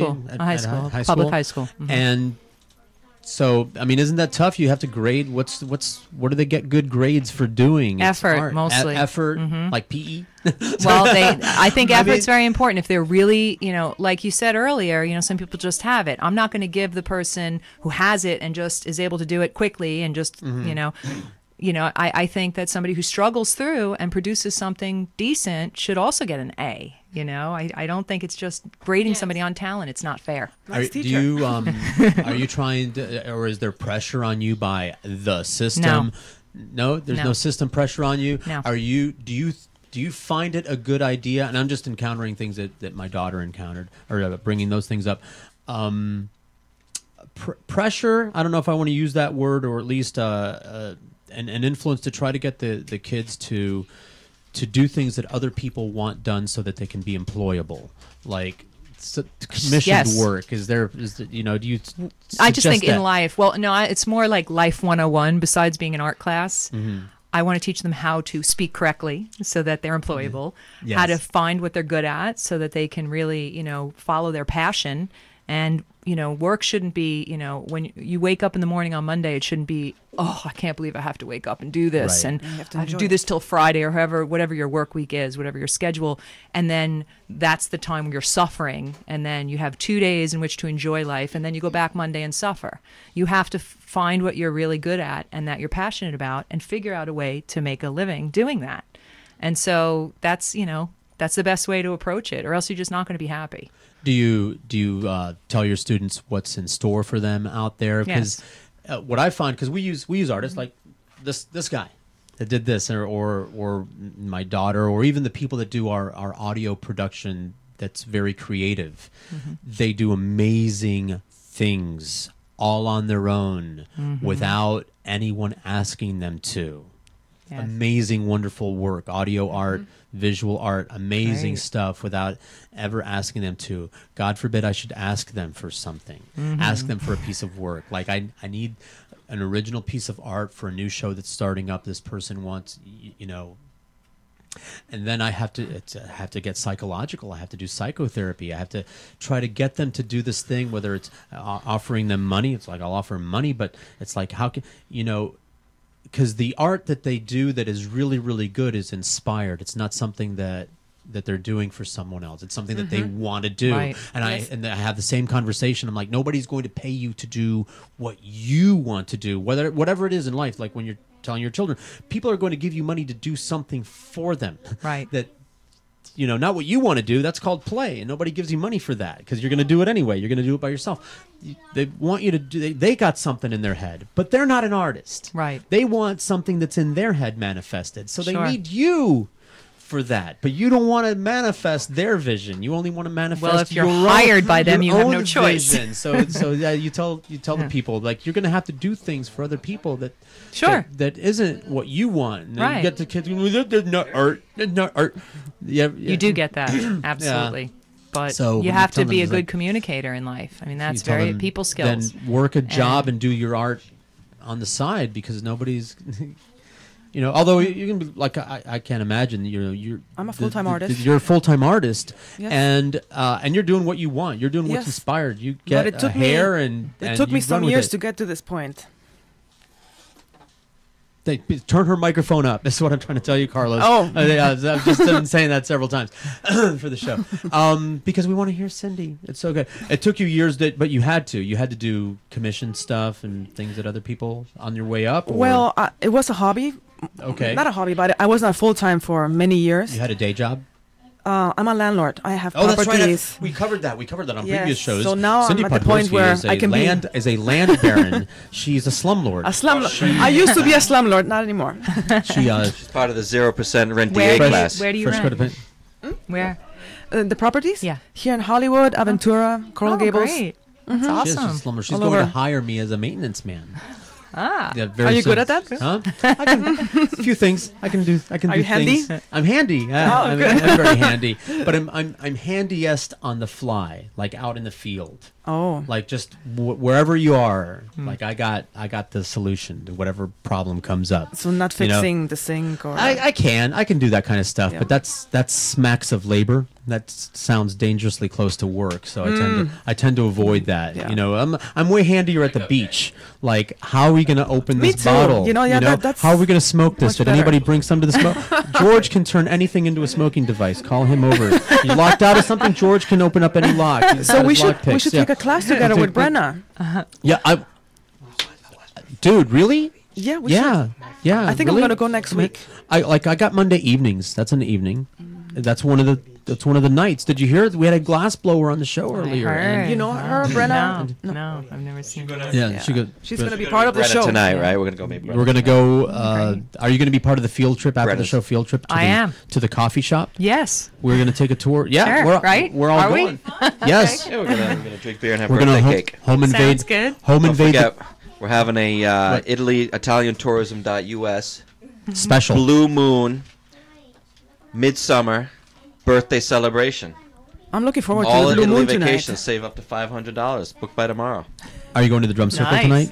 Where? No. I Isn't don't there? know. Is it, Am I? when is it? When is the? There's a. Isn't there a full moon drum circle thing going on? Daniel, aren't you a part of it? Daniel, Oh. pay attention to us. Daniel, Daniel, Pontet. Daniel. We're talking to you, Daniel. Answer, Daniel. Hey. Hello. Hello. Okay. Is there a full moon drum circle? Is there a drum circle? Hello. Hello, Where is it, Daniel. Daniel? I'm Drum talking circle? to you. Is there a drum circle tonight? Yeah, sure. Yeah, sure. Yeah. Where is it? Yeah, Young Circle. In Young Circle. Okay. With Jeff. you didn't sound so sure. I guess so. I don't know. I was sleeping. I'm sorry. Does the drum circle happen if there's a blue moon? Sure. I think yes. And also tonight you have Sam Waldman performing at Capone's Flicker Lounge. He's one of the great jazz saxophone players who was going to be on the show today, but he can't make it. He's friends with Richie Alto Madness Cole, really an extraordinary saxophone player and a magician.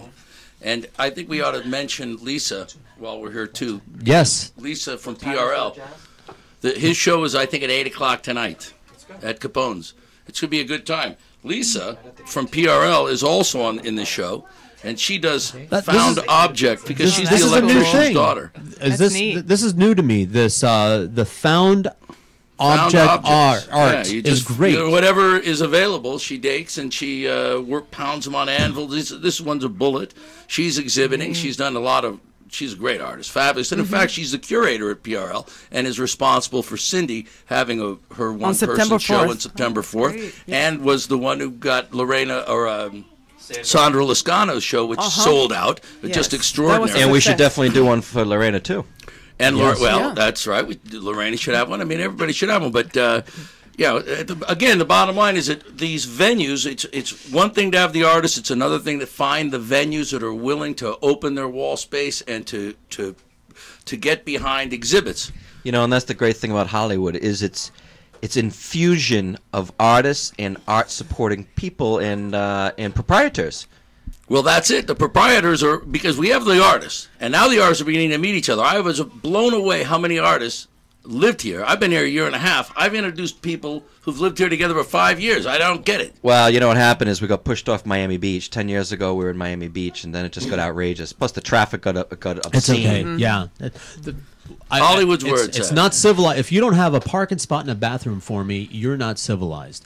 That's the least you can do when you invite me to your city is give me a place to park and pee. I agree. I always wanted to write a book, The Best Bathrooms Wherever I Go. Sure. They have an app in New York. Yeah, they have an app for that now. Listen, it's in my brain. And there's an app for everything. We got to mention Cahoots too, because Cahoots is one of the sponsors of our show, and Cahoots has always been and is by far the most creative and engaging newspaper in all of Florida and arguably anywhere. And they, of course, support George's show, which is why we're here, because it's a quid pro quo. We give him a free ad. We help the world to know, because people pick up Cahoots. They read Cahoots. In fact, when we were at the meeting the other night, Cindy, they mentioned that Ken Wallace writes for Cahoots. The whole freaking place. They all read the Cahoots. This, Cahoots, that. Yeah. This is it. We're going to make you that popular, Georgie. You stick around long enough, and it's people a funny are gonna pay magazine. attention to what you're doing. It's an honor to be associated with the crazy goddamn people right at Cahoots magazine. When we first moved back to Hollywood, my wife was totally confused because we'd read the Cahoots and we couldn't tell where the satire ended and the truth was. It's very well written. It's perfect for Hollywood. Anniversary, you and I and Lorena. Hollywood is a surreal place. Yeah, we have an anniversary, Ken and I, for our day of meeting. That's right. When our friendship began. It's that romantic. You cheating on me? 4th of July. We met on the 4th of July. And it's incredible. We all remember. Romantic. Were there fireworks? It was. What's the name of the joint that we did? It was right down the street. He looked there like he was dressed like a little Fagel. This one. Today I have my green pants on. That day I had my blue pants with my red shoes. Because it was 4th of July. 4th of July. Right. I try to dress to the day. And we were at the Parrot Cafe, and that's how I found out that Lorena was an artist. And within she is in that article that I gave you from Cahoots, Brenna Baker and Lorena Basualo. Yep. I wrote about them.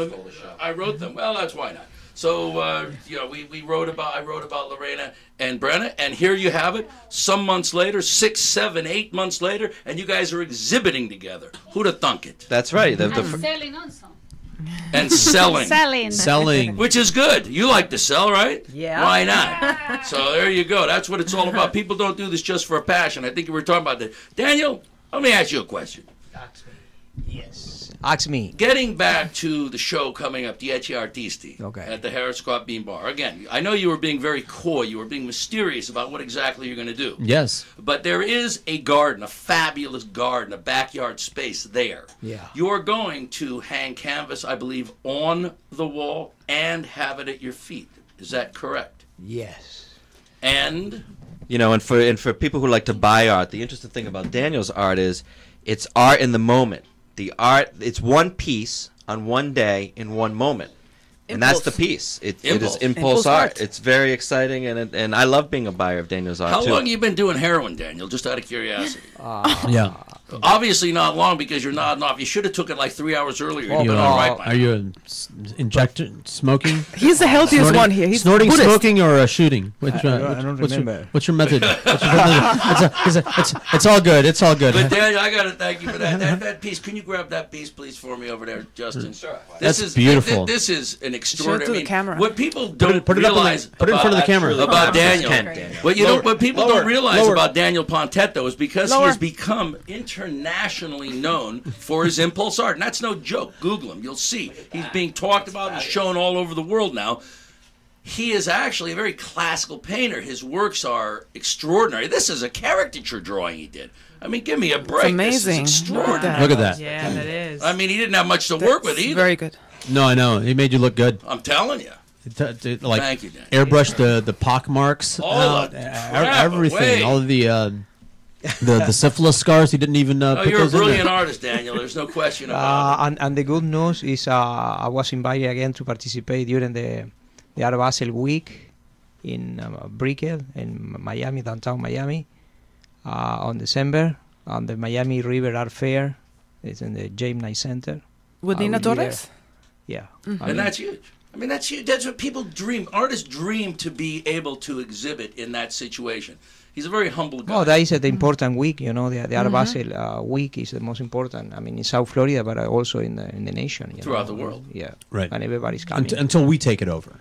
Until it becomes Hollywood. We're going to sure. take Well, take he over. represents Hollywood down there. That's right. I would defy you to name probably 3 or 4 artists from Hollywood. It'll change. That will change in time. But for the time being, we have someone of that renown right here. And giving himself so freely. You know, Daniel also creates those flyers and our posters. Does he? That's Daniel's artwork. Yes. Beautiful. Daniel designs I didn't know this, and they smell good too.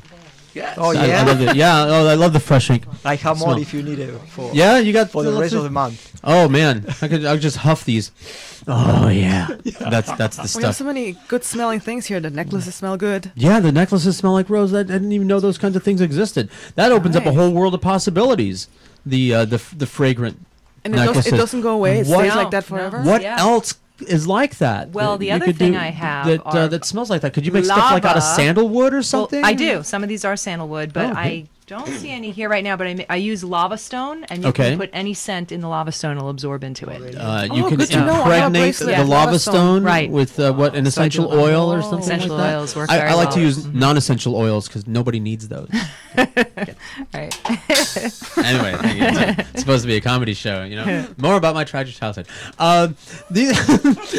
What sort of thing do you have that a manly man might wear? Very good question. You know, This like is one, and let's see. You know, You don't have darker- any with lava something stones? with That would be for lots men. of lots of Very manly. malachite. Is this? Here's a manly man lip picture. Oh yeah, I just took this after. That's right. Oh hey, that looks like This a one is manly yoga man. Oh yeah, look, these are the lava stones. You know, this looks very similar to a rave bracelet that I made, known as Candy with an I, K-A. Oh yeah. I don't know, in case you're, I don't know when you've been to raves lately, but anyway, yeah. The first candy bracelet that I made looked just like that, except with a skull, with a big skull on it. Is this elastic? These are Yes. are very pretty. These are very pretty. A pretty man. This is for a big wrist. with This the- is for yeah. Well, Look at that. That's big. Well, I don't know. Yeah. Look at that. It's a little. It's a It's little. too big for it's you. a little floppy. My problem with jewelry personally is I'm going for this whole unpretentious look. Okay. does that make any sense? I want to look like I didn't go to any trouble at all. That's why I only shave every easygoing. 3 days or something like that. I want to. That's the fashion statement that I want to make. Is I want to look like I only care a little bit. Right. I only care enough to clean up. Like I only care enough to take the edge off of the filth. But I have to stop just short of decorating. And I see. And because I used to have an earring and I took it out when I decided. It occurred to me one day. It's like I don't want to look like I went to any trouble. And my hair, I used to have feathered 70s hair and then a mullet, but that's not my fault. I didn't ever ask for a mullet. I came here and they cut my 70s hair into a mullet style, and it was like, okay. I mean, I didn't freak out because I wasn't the only one. Right. You know, it was like It's almost been the 80s, huh? It was the 80s, and it was like, and then I chopped it all off, but that's about the time where I thought, no, I don't want to look like I'm trying. Right. Too hard. But in reality, you do. Although, I go to a lot of effort to make it look like I didn't go to any effort. Like if I took my hat off, I'd have to take my headphones off. But look, there's no effort there. It's like I wish I had Daniel Pontet's hair, but I You have very similar don't. haircut. Well, he's got more. My hairline is going, but when I don't have the hat hair and it's supposed to look just cut. And the thing is, so I took the earring out, and I don't wear rings. I have a SoFlo radio ring. I don't wear it, and the watch is an actual watch. And I had to rationalize that, even with my own weird, twisted mentality. I had to rationalize this watch because it's like this watch looks like I bought it for looks, doesn't it? It looks like I bought it for decorative purposes, but I didn't. I bought it because it has a barometer in it. Ah, That's See? a really cool See? watch. That is a It's cool a watch. barometer, altimeter, compass, thermometer. And Wow. I've had it for many, many years. It's the only remnant of when I used to make money. Multi-purpose. Yeah, I bought it in the early days of the internet from a shop in France that had just started a website, and they had one guy that spoke English, and he was like all amazed that somebody from America was calling wanting to buy something.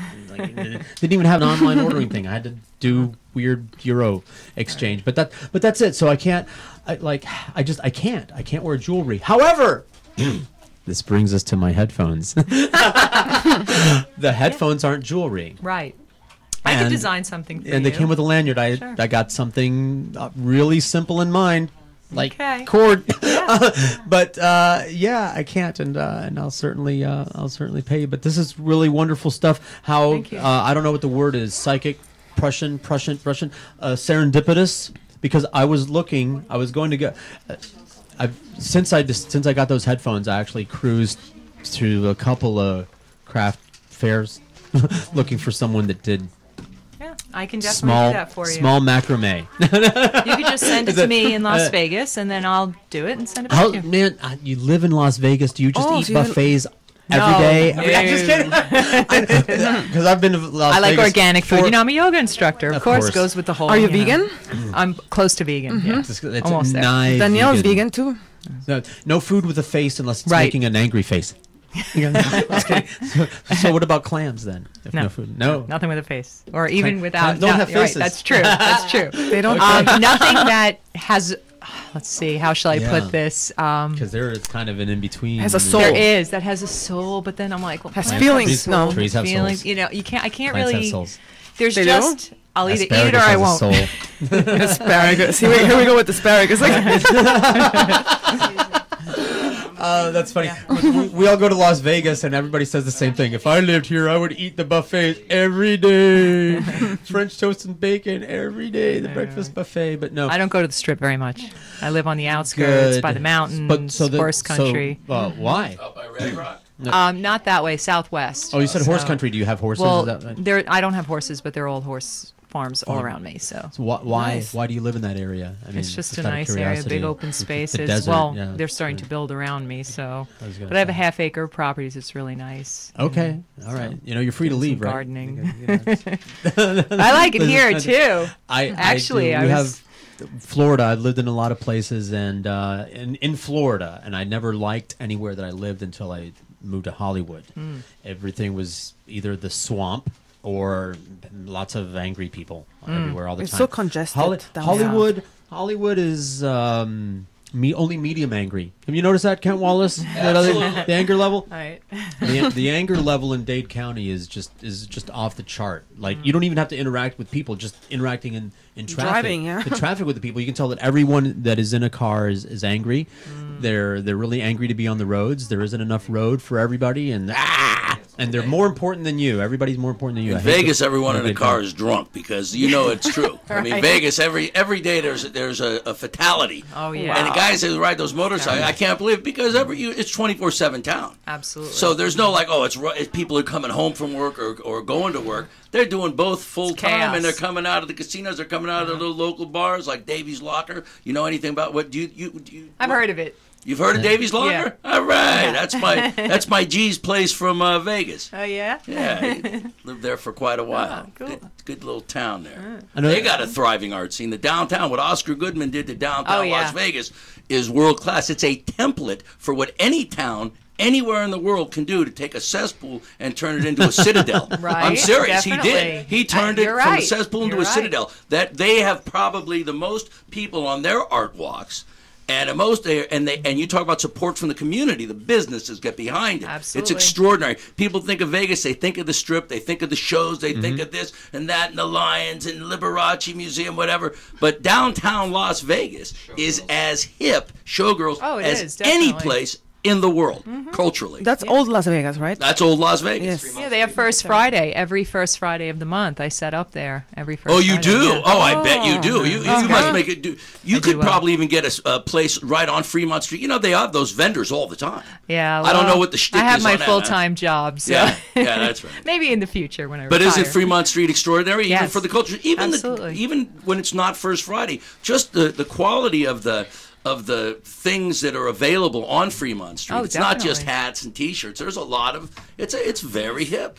Vegas is It is is all a right. hip place for sure. It is. And buffets. And I know. buffets. I found the cops in Vegas and in New Orleans nicer than average, at least to the tourists. I don't know if they're nice to the locals. Depends on the cop. You gotta get to know. Yes. If you're local, you get to But know the cops. it's Right. there's a culture. Both of those places, it's like the cops are used to people drunk and stumbling down the street, and they are more accommodating than the average cop elsewhere. I found. So we were in Vegas last week. We were fortunate enough to see a person jump into the fountains at the Bellagio while the Yeah, show- they just Oh, you tase you, saw right? that? They I just heard tase about you when you do that. that, Yeah, right? the cops kind of came. It took them about 2 hours to fish the guy out. No one seemed too concerned about anything. It took forever. and then the show went on. Unfortunately, it messed up our night because we went to see the fountains, not the guy swimming in the fountains. Oh, okay. Well, you could have Guess just. what I'm going to be doing in September? What are you going to be doing in September? I'm going to be learning more about the police. I'm joining the. I'm joining the police academy. You the responded to the citizens. sign at the circle. Which one?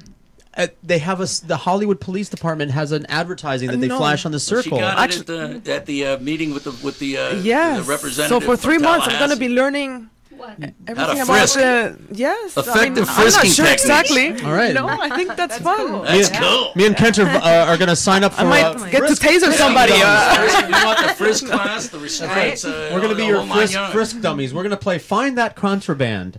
See if you only have 5 minutes to find where I'm hiding it on my body. Or in. That's going to be interesting. So you're going to the police academy? Once a week, yes, for 3 months. Where at? Here in Hollywood. I'm not sure. I guess I'm going to be riding with them. Is it? I Oh, hope it's a so. ride along. Yeah, That's they're going to teach us all the inside work they do. Are you really going to learn how to, take people down? I hope so. Yeah. That's funny.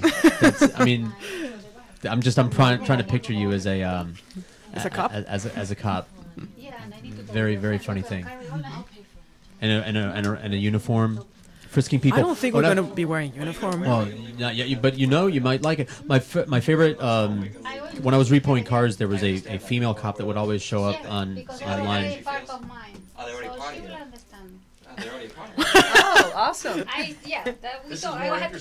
Yeah. Should we just stop the show now? Okay, everyone who's talking, if you're talking not on the microphone, leave. If you're either talking on the They're microphone, already yeah. preparing Once for. you put a chakra on, it Yeah, becomes part of you. it's beautiful. The energy is If you're connected, not, it doesn't come off. if you're not speaking into So a this is great microphone, business do you not have, speak. because as long as you let They're not them paying put it attention on to you yourself. anymore. I know. That's Game right. over. Yes. I gotta find a business. They're like beautiful that. things. A business like what? Like show up and Selling chakras. But The minute you try it on, You can. According to my wife, you cannot take it off. No, It's now this- become a part of her. She just informed There- me. Well, because they start to work already in your Yes, body. absolutely. Well, So I already connected. I have a line of jewelry made out Yeah, of you have to feel it. barbed It's wire. just feel Barbed it. wire and locks. You put it on, you can't take it off. It cuts you if you try to take it off. Have you thought of that? Yeah, Barbed you wire know. jewelry With What's the name? with a Great idea. Yeah, jewelry we're gonna head over to made out of Harrison lock right now. and We're gonna chain. get Augustine a burger or Yeah. some pasta past his lunchtime, and then we'll see you Right. guys. We'll see you. We'll see you at the meeting See you later. See afterwards. everybody in Radio Land as well. Are you Absolutely. coming too? Hollywood To the Friday coffee afternoon. meeting? We've Yes. also got the Full Moon, Blue Moon Drum Circle. Yes. If you can't make it to Hollywood and you plan on staying in tonight, go to ItalianTourism.us and you can have the Full Moon, Blue Moon, Midsummer's Night Italy tour. Right. $500 off. $500 off. That's a great special. Very cool. Great seeing you guys. We'll see you at the coffee meeting. See you later. Go do burger. Thanks, George. This was a See real you pleasure. later. Good to see you and good to meet you. My pleasure. What do we go by? Jorge. You know what was going on while we were in here was the three children were on the floor. I got a fabulous picture which I'll post. All of them creating art. Show your art. young ladies. Oh, we have Augustine. This is the art was happening while we were blathering away. Augie did an airplane. Airplane, of course. because you can't get that's Sophia, awesome. You can't get enough airplane Very drawings. nice. We were just discussing that. Daniel, why don't you introduce your daughters by commercial name? value. You have daughters? Okay. Hello. Come in here so we can see you on the Sophia. camera. Sophia, show your art, Sophia. Hello. Beautiful. No, show it to the camera. Put it up on the camera. Camera's up there. It's like art class. Sophia and Francesca. Francesca, let's see yours, Francesca. Let's show it to. Did you forget her name, bro? So while we were all in here talking art, they were out there doing art, creating art. And I got a great picture. I'll send it along to. I'll put it on the Facebook page, and you can see them all on the ground on their tummies. As a teacher, you can appreciate this. Just drawing away and coloring away. It's a good thing. Stuff. It's a good thing I vacuumed this morning. It's true. Oh, you guys did that too? Let's see that one. Yeah. Oh wow! All right. Very cool. See? Look at that. The next generation. We're going to do a show. One of the pop-up shows is going to be with kids because we got the representative, Chef Jones, who is going to be, we're going to be putting art back in the schools. If the state won't do it, then the folks will, and that's what we're about fixing to do, Nice. baby. Love to hear that. We are doing it. We're meeting next week to get the ball rolling. great. That's no joke. We will be doing it. Nice. Awesome. Beautiful. I'll tell you about it. I had no idea that we had art class going on in the other room. We could scan those and then sell them. Very productive day. It has been a very productive day, and it's going to rain. Yeah. It's going to rain on us. I hope we can see the moon tonight. That's all right. If there's going to We'll be so be going cloudy. to Harrison's, and then we'll go to the office. You've never Listen, been I to the got office. so much work to do. I wasn't. Oh, you've been to G's. That's where I met Is you. it like once in a lifetime, blue moon, or no? Once in a blue moon. Once in a blue moon. Once in a blue moon. It really is a Once a year. special. It is Pucks. If you think about it, it's the midsummer Yes. night, blue moon, full moon. There you go. From Shakespeare. If you're dreaming of a beautiful Italian vacation, you don't even need Puck's magic juice to fall in love with this. It was barely Beautiful. funny the first time. Go The second time. Bye. Fell Go to off. Italy. Bye, guys. I'll see you, See you at guys. the coffee meeting. This is the only show that we can do this kind of thing. Mine is organized chaos. It's that's why it's 3 hours, anything can happen. We don't script anything. It's just madness. Our musical feature today is Green Children. I don't know if you're familiar with them, but every time that I do a show, I like to feature whatever I'm into currently. So right now it's Green Children. Very schmaltzy, ethereal, lilting female vocals, and that's what we're going to end the show with today. For people. So thank you, Pandora, for turning me on to Green Children. Very cool. Create a Pandora station all around Green Children. It'll play nothing but schmaltzy, wonderful music to do macrame by. You know, it totally goes with incense. Champa, I recommend. Yes. Nag Champa. And wear something with paisley. And just, You're good to go. And get groovy. It was a pleasure meeting you. We will be Thank talking you, about you the as well. project, and maybe I will send it to you. Coffee meeting. Yes. Right now. Afterwards, coming up at 5 o'clock, it's Catherine B and the Echo Revolution right here. Today's theme is going to be oceans, water, oceans, and things like that. As Catherine B presents another multimedia presentation, including guests and testimonials and all kinds of things live. SoFlowTelevision.com, SoFlowRadio.com, starting at 5 o'clock, followed by This Is the Spot at 8 o'clock. One Jack Frost host This Is the Spot here. And I call, of course, all kinds of programming tomorrow. We got the Florida Room at 8 o'clock, and then the Kingdom of God at 10 o'clock. Christian Gypsies. I know, everybody. Really, you think it? No, I'm not joking. We have Christian Gypsies Saturday night. It's the Kingdom of God hour, which is an hour and a half long. They think I'm making that one up too. 10 o'clock right here on SoFlowRadio.com. See you, everybody. Thank you.